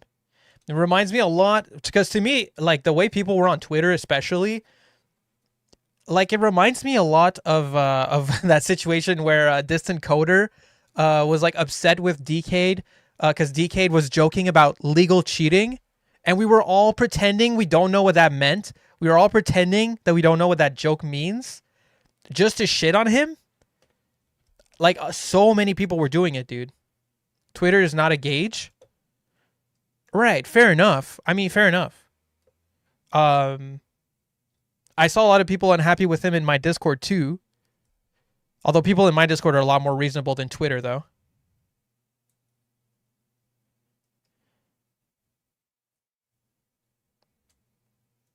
Yeah, Icarus, I'm just making a point that, like, I don't know. It's a good thing they addressed it. Now, to be fair, I will say, I don't think... I will say, hold on here. This untapped shit happens with every TCG. Yeah, so I guess it just feels different because Yu-Gi-Oh players are not used to it, or like it's just not the same etiquette for Yu-Gi-Oh, and that's fine. The game is different. You know, we don't need to be like, oh, they do it for another card game, so it's okay. That's fine. It's okay to not be okay with it. I'm kind of iffy on the Untapped angle. Untapped wasn't available last year's Worlds, and DK did the same. How did he get the lists? And yes, fucking Untapped was available last year. What are you talking about? Yes, it was. What do you mean?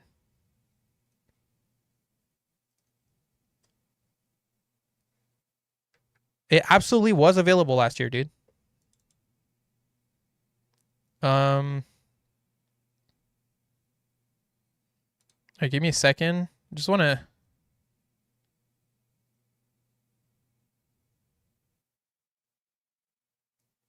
Right. This video doesn't help, right? Because like I mean I did all that fucking accidental glazing. So let me back myself up here a bit. Let me roll. How would you say? Let me unglaze a little bit here. Okay. Let me unglaze a little with this clip here. This is a bad clip. This is not a good clip.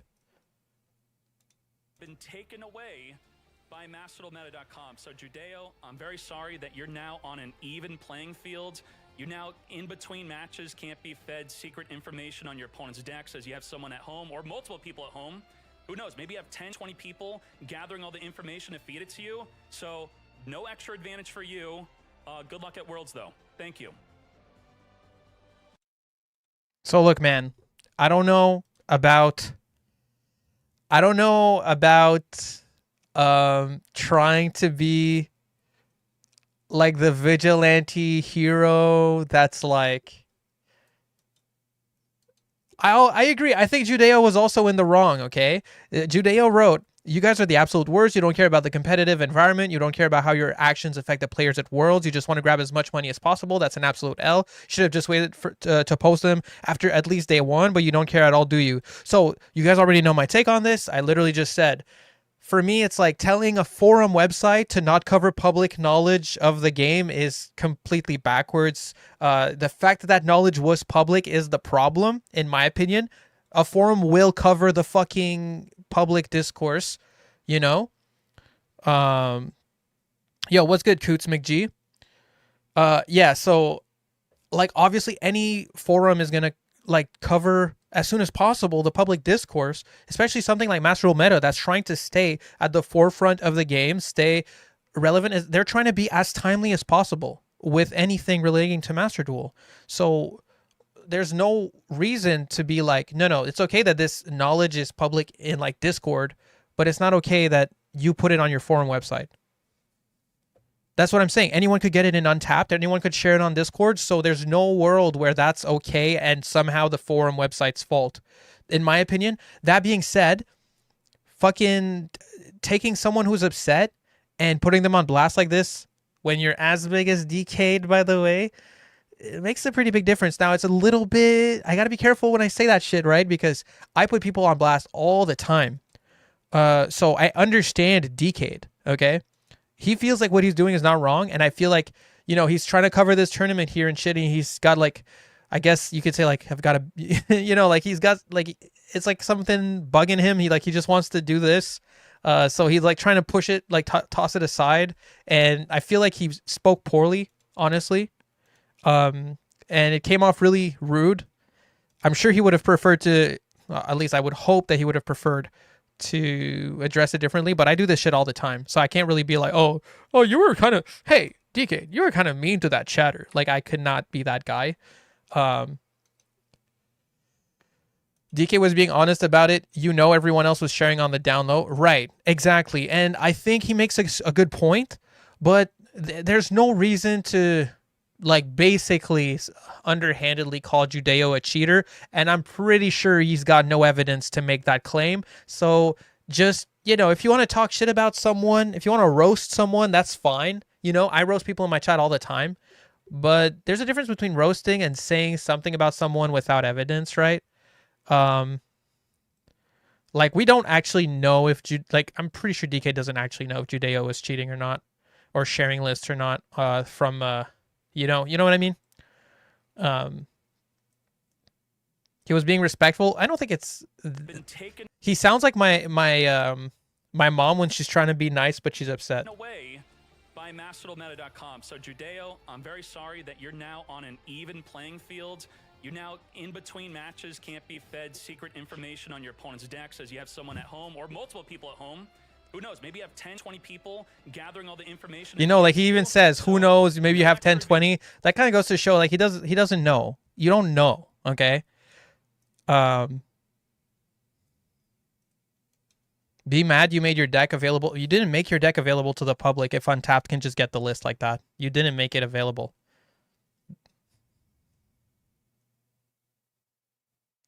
So yeah, I don't think that was very respectful, and I think he doesn't know. But I'll be fair. I'd be upset too. You know? I blame Konami and Untapped for the leaks. I blame DK for being way too hasty and for his awful defense, and the people calling him out are aiming anger at the wrong target. End of discussion. Right, so I agree that people are mad at the wrong target. What do you mean by DK being too hasty? I agree about his awful defense. I think there's literally no reason to even make a defense.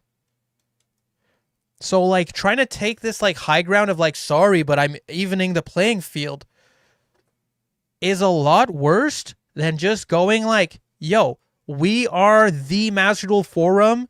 This is public knowledge people are sharing on Discord. Of course we're going to be the first to put it on our website because we are the Master Duel Forum. Like, you know, the center, the one where everyone goes. That's the website that people go.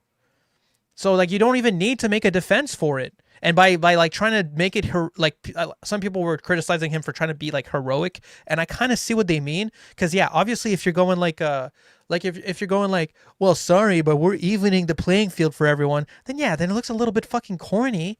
Just be honest. Just be like, no, this is my website. We're trying to keep the website, you know, we're snappy with it. We're trying to be fast with it. We're trying to have everything on our website ASAP. Untapped definitely got the Konami ninjas at their door, as they should. As they should, dude. As they should. Only people you should be mad at is Konami because Untapped has to go through them. Yeah, I don't know. I really don't know if there's some type of deal between Konami and Untapped. I really don't understand how that stuff works. No, I saw that, Pain. I saw that they updated their app so that the decks can't leak again. And honestly,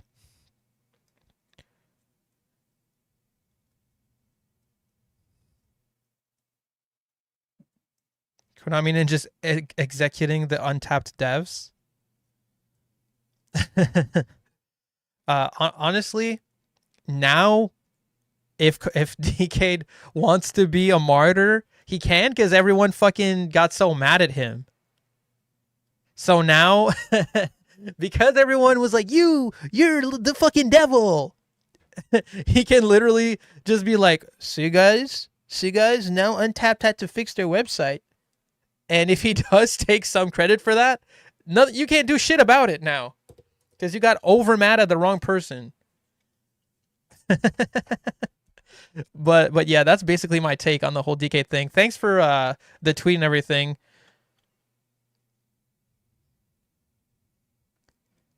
I agree, Scorp. It had like no effect on the competition. Like that's another thing. People were like the integrity of the competition, and everything, and I'm like, the competition was awesome.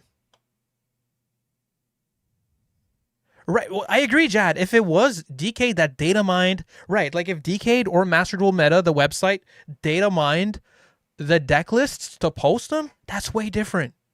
But that's not what happened, right? So we got to be real with it. The best team to, yeah, exactly. And it didn't change anything because Jesse won as he should and as he was going to, you know? And that was an awesome tournament. I don't think that lost any type of integrity at all. It didn't feel at all like the tournament lost integrity.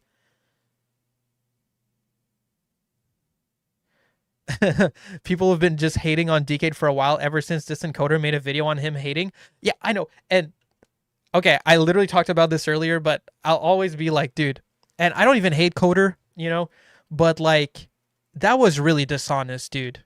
That shit was really dishonest.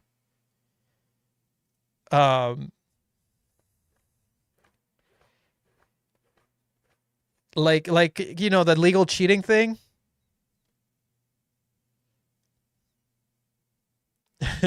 The legal cheating thing always like fucking rubbed me the wrong way because it just felt like people, especially Coder, like, you know, some people in the audience probably actually believe that, but Coder obviously was just playing dumb, pretending he didn't know what fucking legal cheating meant. Like, come the fuck on, dude. Like, come the fuck on, bro. You know what I mean? And my worst thing is just all the people in his audience that were like gassing it up. Like, I'm sure a lot of people in the audience were also playing dumb, pretending not to know what it means, just to stir up shit. Like, it's so fucking stupid. Are we really, like, why are we pretending we don't know what a fucking joke is? Legal cheating is an expression because you shouldn't be able to do this. Like, for example, DK would use legal cheating as an expression for what? Like, checking for hand traps. The fact that the passing of priority in Master Duel gives you knowledge you wouldn't have in a regular card game. Come on.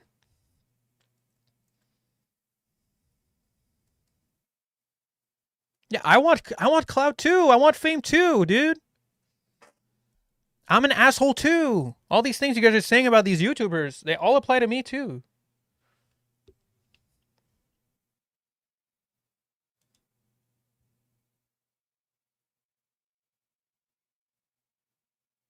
Anyway.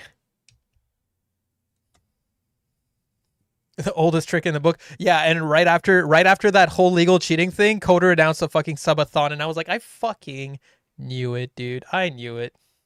That shit was funny. Oh boy. Anyway, no biggie. Honestly, if the thing is like,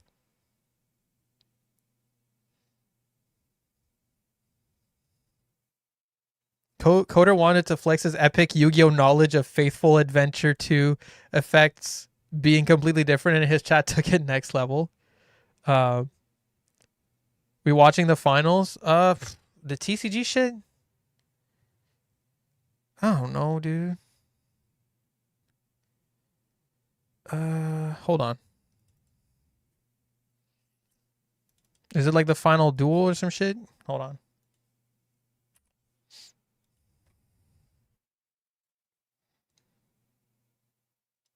Coder had to promote his 20th Bish video. Yeah.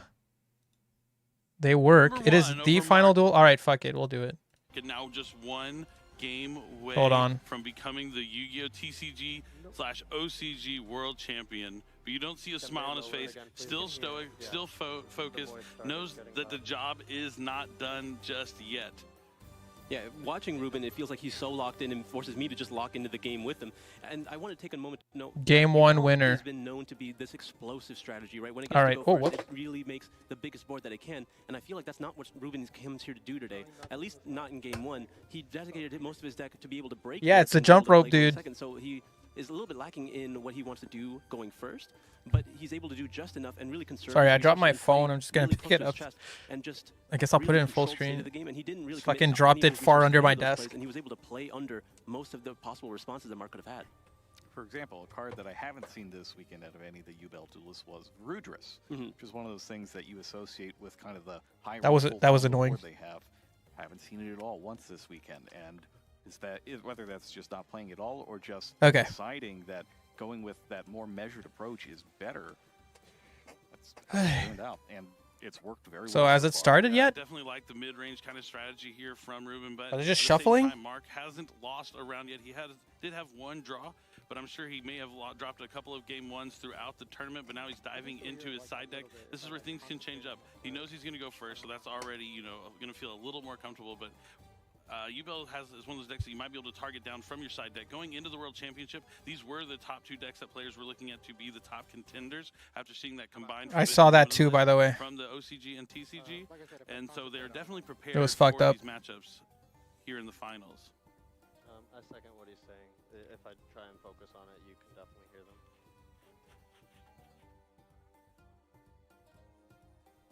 Like, seriously, dude? Pookie Bear?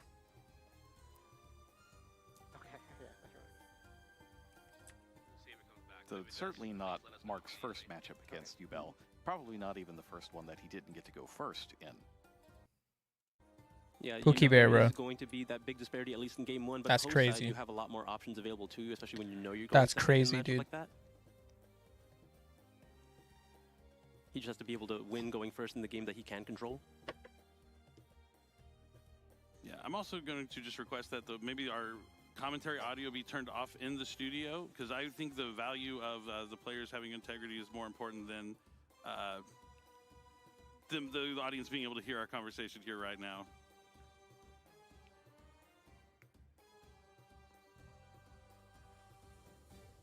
So I'll take a moment and see if anyone could listen to that request, but we are excited to be here in the finals, but we are also trying to be quiet because the players are picking us up.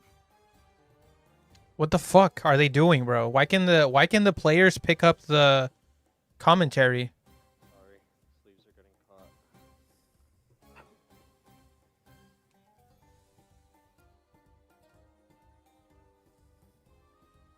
The tension is palpable in this room right now. You could cut it with a knife. I'll go first. Konami needs way more panache for these events. They have the weakest of all 3 of the big 3 TCGs. I mean, Yu-Gi-Oh is really lagging behind the other big 3 though. The other 2, like Yu-Gi-Oh is really lagging behind Pokemon and Magic. It's more like a big 2 and a medium 3, a third, and then fucking, you know what I mean? All right, it's time to do it. The duelists have side deck. They've shuffled up, and it's going to be game number 2 here at the Yu-Gi-Oh! World Championship 2024 in Seattle, Washington. Grand Finals. Unfortunately, Yu-Gi-Oh is the only Yu-Gi-Oh. That's true. Sucks that Magic has like 5 games that you can play that are like Magic, but you don't get one game that's like Yu-Gi-Oh. So it's going to be able to lead with the Fiendsmith Engraver. I guarantee you the track is not in that top. I really think if there was another game kind of like Yu-Gi-Oh and Yu-Gi-Oh had competition, Yu-Gi-Oh would be a lot better. They'd be actually like incentivized to make the game better. Here for Mark Sully's Engraver, we finally see in here the finals. Fiendsmith's track's going to let him add a Light Fiend from the deck to the hand. Then he's going to have to discard a card. It's usually going to be Fabled Lure, but since he's adding Engraver, that might already has Lure. He already has Fabled Lure in the hand. Since Fabled Lure was discarded to the graveyard, it's going to special summon itself back to the field. Now, already having used Engraver from the hand, you might think that's pretty useless in the hand, but actually it's an additional Light Fiend that you can use for Track's Grave Effect. That's right. Super hard to make a game similar to Yu-Gi-Oh. While the sequence one fuses from the graveyard. No. I mean, no, you can start with making a game like early Yu-Gi-Oh and build from there. You know what I mean? I think coming out with a game that's like current Yu-Gi-Oh off the bat is like a bad move. The one cop of Wanted Seeker, the Sinful Spoils coming down. Will there be a Dayball Star in the top half of the deck? There will not. It's a fun little mini game, though. You remember Pegasus's Prophecy card, where you had to guess if the monster about to be summoned is above or below 2,000? It's very similar. Kind of reminds me of that. Is it in the top or the bottom half of the deck? All right, wanted. I'm sorry. Diabell Star is going to send the Requiem to special summon itself, using its effect. Going to go ahead and set. You really enjoy Current? Well, that's not. 0 lessons learned. I mean, my point is not that Current is bad. Is that if you drop a new TCG, you don't want it to be as complex as Current Yu-Gi-Oh. Like if you right now wanted to drop a game to compete with Yu-Gi-Oh, you wouldn't want to drop it as competitive as like as fast-paced and crazy as Current Yu-Gi-Oh. You'd want to increment on it just like Yu-Gi-Oh did, right? Yep, gonna commit to the Luri here. Like you don't want to drop a game with 7 summoning mechanics out of the box. That's crazy. Engraver's gonna hit the field off of Lacrima's effect. All right, and now Ruben is picking up his cards, and he's gotten a Yeah, like I feel like if you want to compete with Yu-Gi-Oh, you got to start from like a lower complexity level. You can build it up to be as crazy as Yu-Gi-Oh, but you want it to start with a like lower, at least mechanically speaking. Has the effect of Lacrima to hit for 1200. Puts back one of those engravers. Mark no longer has to worry about the Nibiru now that it's already resolved. He can use the effect of Yeah, I think Yu-Gi-Oh with common card effects would be a great way to do it, actually. Yeah, like Yu-Gi-Oh, but written like Hearthstone for the effects, for example, would make a lot of sense. The deals here have been huge all throughout the weekend, both in the TCG and in Master Duel. When there's only one of them, you can really feel their impact. Sure can. I like GOAT format more than Edison. But I understand why people love Edison so much, though. Huge here in the finals. A tribute summon for the Fiendsmith engraver that he added off the Fiendsmith's track. I don't know anything that's happening here. I don't know what I'm watching, to be honest with you, Pitasovs. The original Sinful Spoils. Will there be a response from Ruben? Doesn't seem like it. Okay, the chance. I'm gonna be real with you. I don't know what's going on. No, I regret to inform you, he's heading to the bottom half of the deck for the one of. Oh, I know that card. Snake Eye Ash effect is going to let him add that Snake Eyes Poplar to the hand. Special summon itself to the field. Poplar going to be able to add likely the Divine Temple of the Snake Eye. He picked up the whole deck this time. I want to point that out. He did a tribute summon and activated original after getting nibbed and Bistchilled. Divine Temple of the Snake Eyes is now in the hand for Mark. Oh, I'm covering the person on the right. Well, too bad. Sucks to suck. Here you go. Want to clear this board. He doesn't want Ruben to start his turn with 2 monsters on the field. The layout is pretty cute. Showing the card here is pretty cute. Unfortunately, both effects of Sequence and Requiem have been used, so Engraver will not likely have anything to equip to itself to use its effect. So now we're going to be using Ash with the Diabell Star in order to... Seems like he's eyeing Snake Eyes Oak. Oak hits the field, targeting the Ash to special summon it back from the graveyard. So now Mark's only tools to really remove Ruben's field efficiently, it will likely be that SP Little Knight, and because of that, he's going to be likely prioritizing the Druis Worm. Wait, what do you mean? You need SP Little Knight to out a fucking vanilla nib? But then he wouldn't be able to set up anything for himself. Yeah. What is he talking about? Still has 2 cards in his hand. He would have 2 cards. Does he just mean to not send Druisworm to grave? Probably, eh? Yeah, it feels like he's got to have something on this end board, but we'll see what it is. Yeah, I mean, we talk about how strong these power. Oh, okay. Can be. All it takes is 1 card to do the full combo, so you need. Yeah, makes sense. Points of interaction here to make sure that Ruben's plays are stymied enough. Stymied, good word. I took the SAT. Another Switch?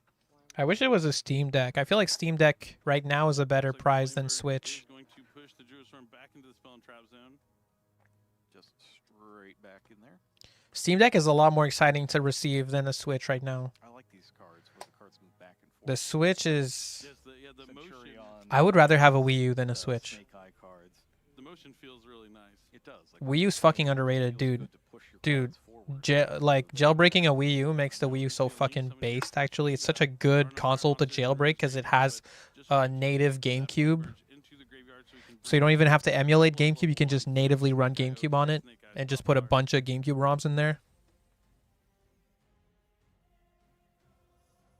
still having to deal with the Nibiru at this point, but you do have the 80,000 worth of stuff for Worlds last time you heard? Wait, what? How? What the fuck is $80,000 worth in that shit? Still have its on-field effect, of course, but just really minimizing the amount of full responses that you could have. The first place prize card? That shit is not $80,000, bruh. Ain't no way. How does that even get that value? It's going to bestow flames to reignite Snake Eyes Flameburst Dragon from the graveyard. And now what? Currently locked under fire monsters. No Desiree there to negate Promethean Princess. Because, like, where's the value being generated for these, like, first place prize cards? I love Salaman, Great Raging Phoenix. It's a good link for fire you can go into. You have to be, like, investing in it being iconic on at some point, which is a bit risky. I don't think, like, you would attribute 80,000 worth of value to it at all. Josh Schmidt said he sold his prize card last year for 80K. Buyer's gonna regret that. Yep, he's gonna use World Sea Dragon's Blade. It's gonna banish all monsters on the field and special summon them back. Mark gets to choose if they go face up, face down, all their positions. But since that Nibiru is special summoned, Ruben special summoned a monster. It's like the worst investment ever. Promethean Princess to destroy the Snake Eyes. Like maybe if it was an iconic monster with a new edition. Now he can use the Raging Phoenix just to put another monster on the field. Looks like he is going to do just that. Since a fire monster was destroyed, the Salmon A Japanese collector? Okay, that could help. That could affect it. The market is probably different there. Chances are it'll be used as a link material here, and that is the case because he wants to get that princess back into the graveyard. Mark really burning through the fire monsters in his extract, but he had a plethora of them. Now he's going to use Snake Eyes Diabell Star to place Flameburst Dragon from the graveyard in the spell and trap zone and special summon itself. Give them a check like every other competitive game. Well, if you're able to print a piece of cardboard that earns the player $80,000 and costs you $0, that's preferable every time, right? But I'm very surprised that that kind of value is being attributed to even one of single cards that there's no other print of it. I'm still surprised I get that much value when they're coming out right now with no legacy. Kazuki Takahashi is anti-money pricing. That makes sense. That turns if you give a financial how do you say this? It's like gambling if you give a financial like reward for getting good pulls in a pack. Just gonna be a pass back here.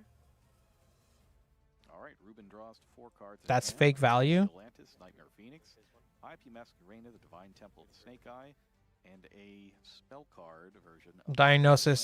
That's way too much.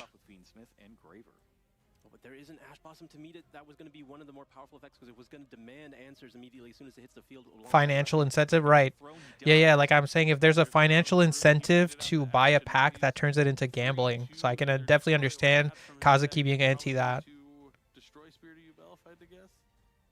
Oh yeah, fake value, 100%. If fake value gets sold for 80K, you take it. Yeah, for sure. I'm just surprised that it's generating that kind of value right now.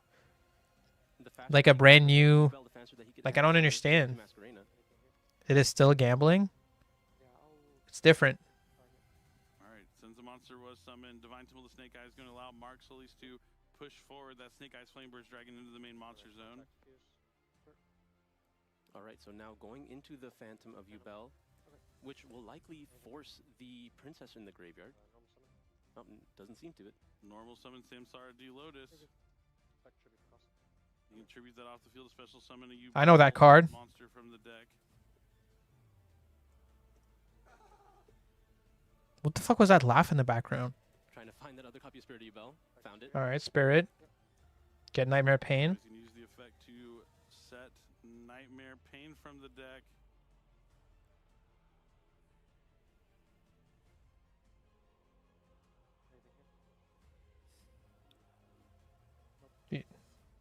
Huh, I'm surprised it doesn't just go SP and banish the Nightmare Pain and get it over with. Nightmare Pain is activated, going to be able to use its effect here. It looks like Mark has no responses. He needs to force out the Phantom of Yubel at some point if he wants to. Oh, right, there's Phantom. The value out of his IP Masquerena? Like Spirit in the graveyard.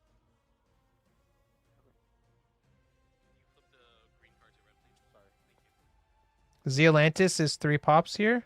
Nope. Right now it's 2 pops. Currently, it's 3 pops after we get SP. Very tense duel. So much on the line. I have to like remind myself to breathe every few seconds. While MTG and Pokemon put up cash. Yeah, I'm not saying Konami could not do it. I'm just saying if you can just make a fucking piece of cardboard that costs you $0 and still gets the player 80k, you're way better off doing that than writing a check that costs you money. So obviously they're going to keep doing it. Also, it makes it so you can like kind of consider the game not gambling. Like you're allowed to give a card that's worth $80,000 to a 12-year-old, hypothetically, if a 12-year-old won. You know what I mean? But Phantom Ubel is going to chain link 2 to IP Masquerena to change the effect to destroy Ubel from the deck. In Japan. I know there's other countries where just giving the money would be okay too, to a kid. But I'm pretty sure in Japan you're not allowed to.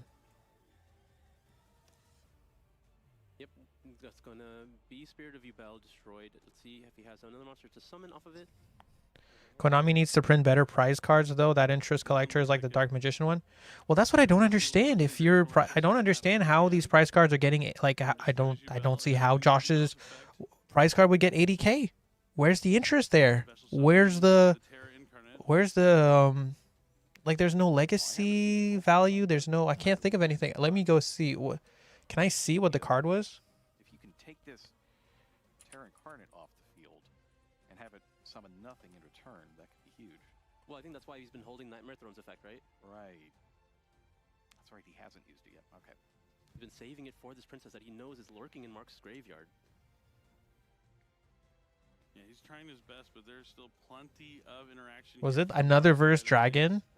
Zealantis is really troublesome just sitting there on the field. Yeah, you can't go straight into the battle phase now.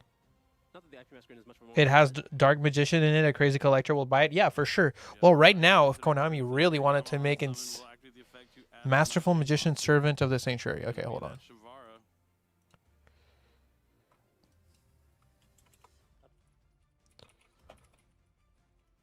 Farah ends up in Ruben's hand here. Just the sole Lord Yama so far. He has the ability to use the Gruesome Swarmer. But before that, another Phantom Ubel. Yeah, this card looks badass. For sure. And it has Dark Magician style art. The effect of Phantom is once per turn, right? To negate? Or to switch the effect? No, I don't think it might be. But I'm really just trying to understand, like... Yeah, effect is only once per turn. That's right, because you have to use infinite permanents when they have 2.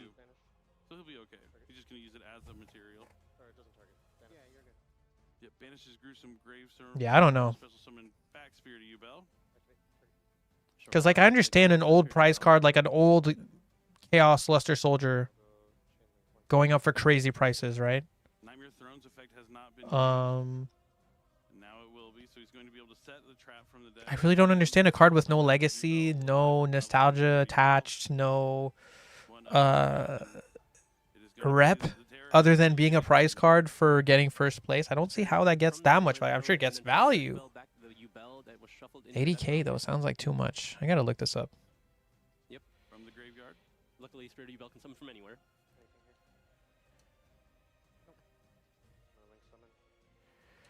Players would be more inclined to play in poor taste if money was a reward.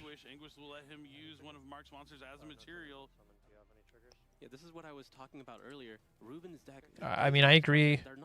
Scorp, that it's Yu-Gi-Oh's not worth it. I don't think any card game is worth it for like 99.9% of players. So that's not really an important thing to talk about. You have to do something about this. Now or never here. I don't think Mark was prepared for this. He would never expect. Yeah, I agree, Jadistic. It should be treated more like an esport, and Yu-Gi-Oh just isn't big enough to have sponsors like that. I think there were some that were trying it. Like at some point, I think Cotton had a sponsor, but it didn't turn out too good.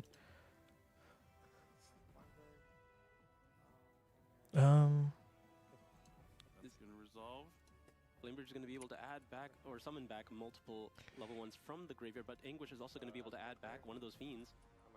And the princess being co-linked with this Atlantis means Servant there of are the 3 monsters that Sanctuary. are co-linked, so that'll be more cards that can destroy during the battle phase potentially. Ruben's going to use Yama's effect to banish himself from the graveyard since the card was destroyed and summon back a Fiend. Anguish put back one of those Phantom U-Bells.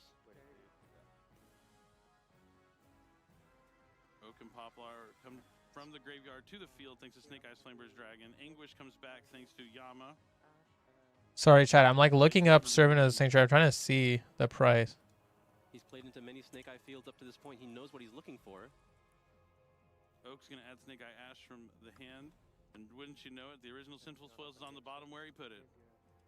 Activate Anguish targeting World Zealantis. Yep, this is looking good for Ruben. He's going to link away the Zealantis for Axis Code Talker, targeting his Anguish, so it's going to gain 3,000 attack. I'm not seeing anything that made it. Going to attack into the Promethean Princess. The damage is reflected. The damage is reflected. The damage is reflected, and that's it.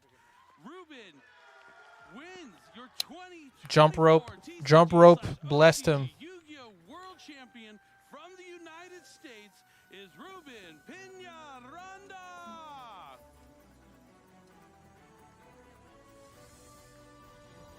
Good for him. All right. Oh wait, maybe we get another jump rope moment actually. Give me a jump rope moment. No. Nah, I think he's too emotional to do it.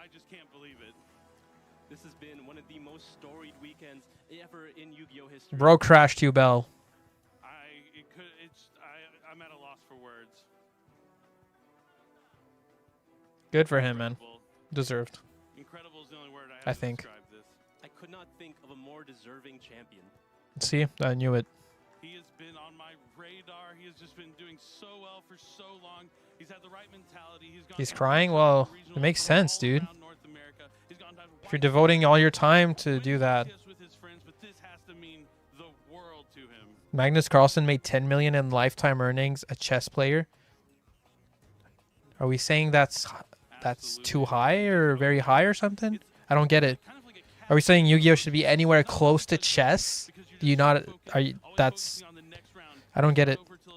Chess is obviously going to make more money than fucking Yu-Gi-Oh. And then when you finally hit that moment, and it's just a waterfall of emotions. Just congratulations to Ruben. Chess is like a historical, like.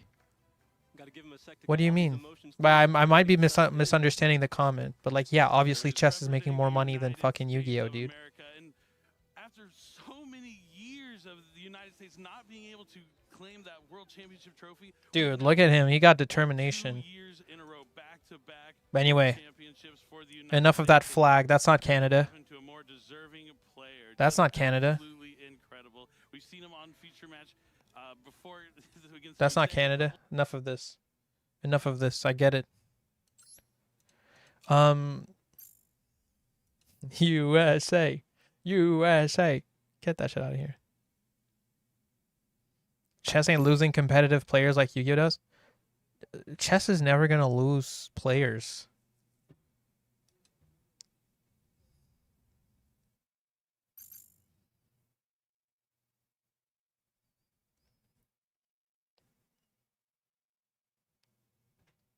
Yu-Gi-Oh should be on par with MTG. I don't really understand. I feel like I don't get what you mean.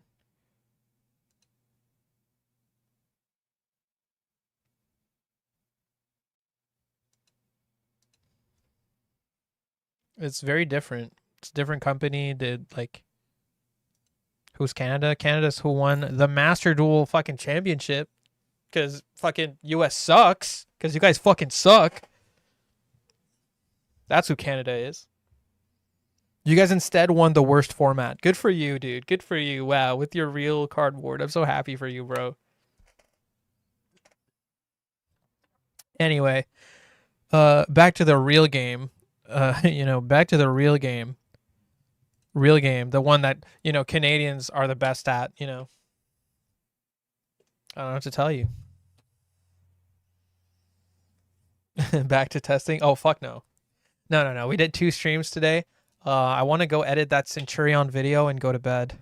But it was fun. It was fun streaming all that stuff. And who knows, maybe I'll take that part about the should I I think I will. I'll capitalize on the DK drama myself. I think I'll do a I'll take that footage. I'll make it a critical style video. I'll call it like the DK or untapped situation is crazy.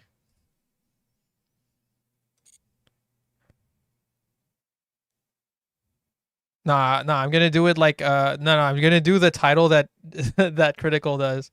The blank situation is crazy. 3 streams, no crash, must be Streamlabs server. Yeah, it seems like if we're not doing the multi-stream, we're fine. So it's definitely because of their restream ingest. They should be getting back to me in the week, so we'll finally be able to hopefully figure that out. If not, I'm just gonna make them refund me, and I'll just set up multi-streaming myself through Restream. I was doing it with Streamlabs because it's fucking saves me the headache. I was confused. I was really confused about it. So when I was trying streaming and I wanted to multi-stream, so I just used the Streamlabs multi-stream and it went well. And now I don't know, because it's automatic, it just sometimes it redirects me to a bad ingest, I guess, or an ingest that's too far. I'm not exactly sure why it's doing that. But yeah, the streams have been working a lot better once we started streaming to just YouTube in the past 2 days. So clearly there's a problem with the ingest that Streamlabs is sending the stream to when we multi-stream. So hopefully we can get that shit fixed, or at least I can get a refund and just set it up myself after. Yo, thanks, Oots, yeah, for confirming. Either way, guys, either way, it's been fun checking out these tournaments, you know, especially today because it actually worked. A little better than yesterday when it didn't. You know, today was 2 streams, but I wanted to do 2 streams today, whereas yesterday was like 5 streams and I wanted to do 1 stream. So yeah.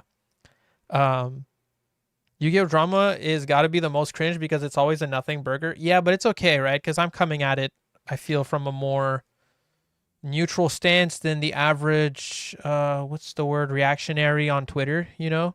So I think it's valuable to have that. And more importantly, it's fucking content. More importantly, it's fucking content, which is very important for a content creator. Yeah. Nah, fuck it. I'll write it.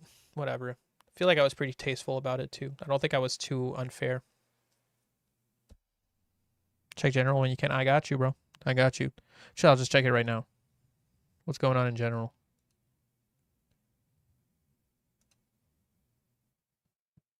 I love this picture. That's a good picture.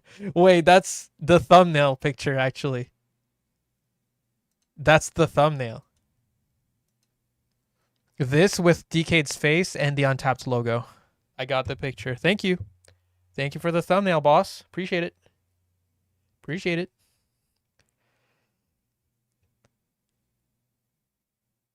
You should play it up. Well, we already talked about it. I'm just going to cut that up into a video. There's no reason to play it up more.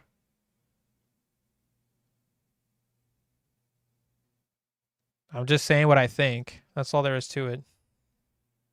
That's the undisputed ultimate duelist champion. UDS, bro. UDC, I mean. Yeah. Fucking based. The ring goes hard, dude. The ring goes crazy. All right. Cool, guys. Yeah, you guys have a good one. Good night.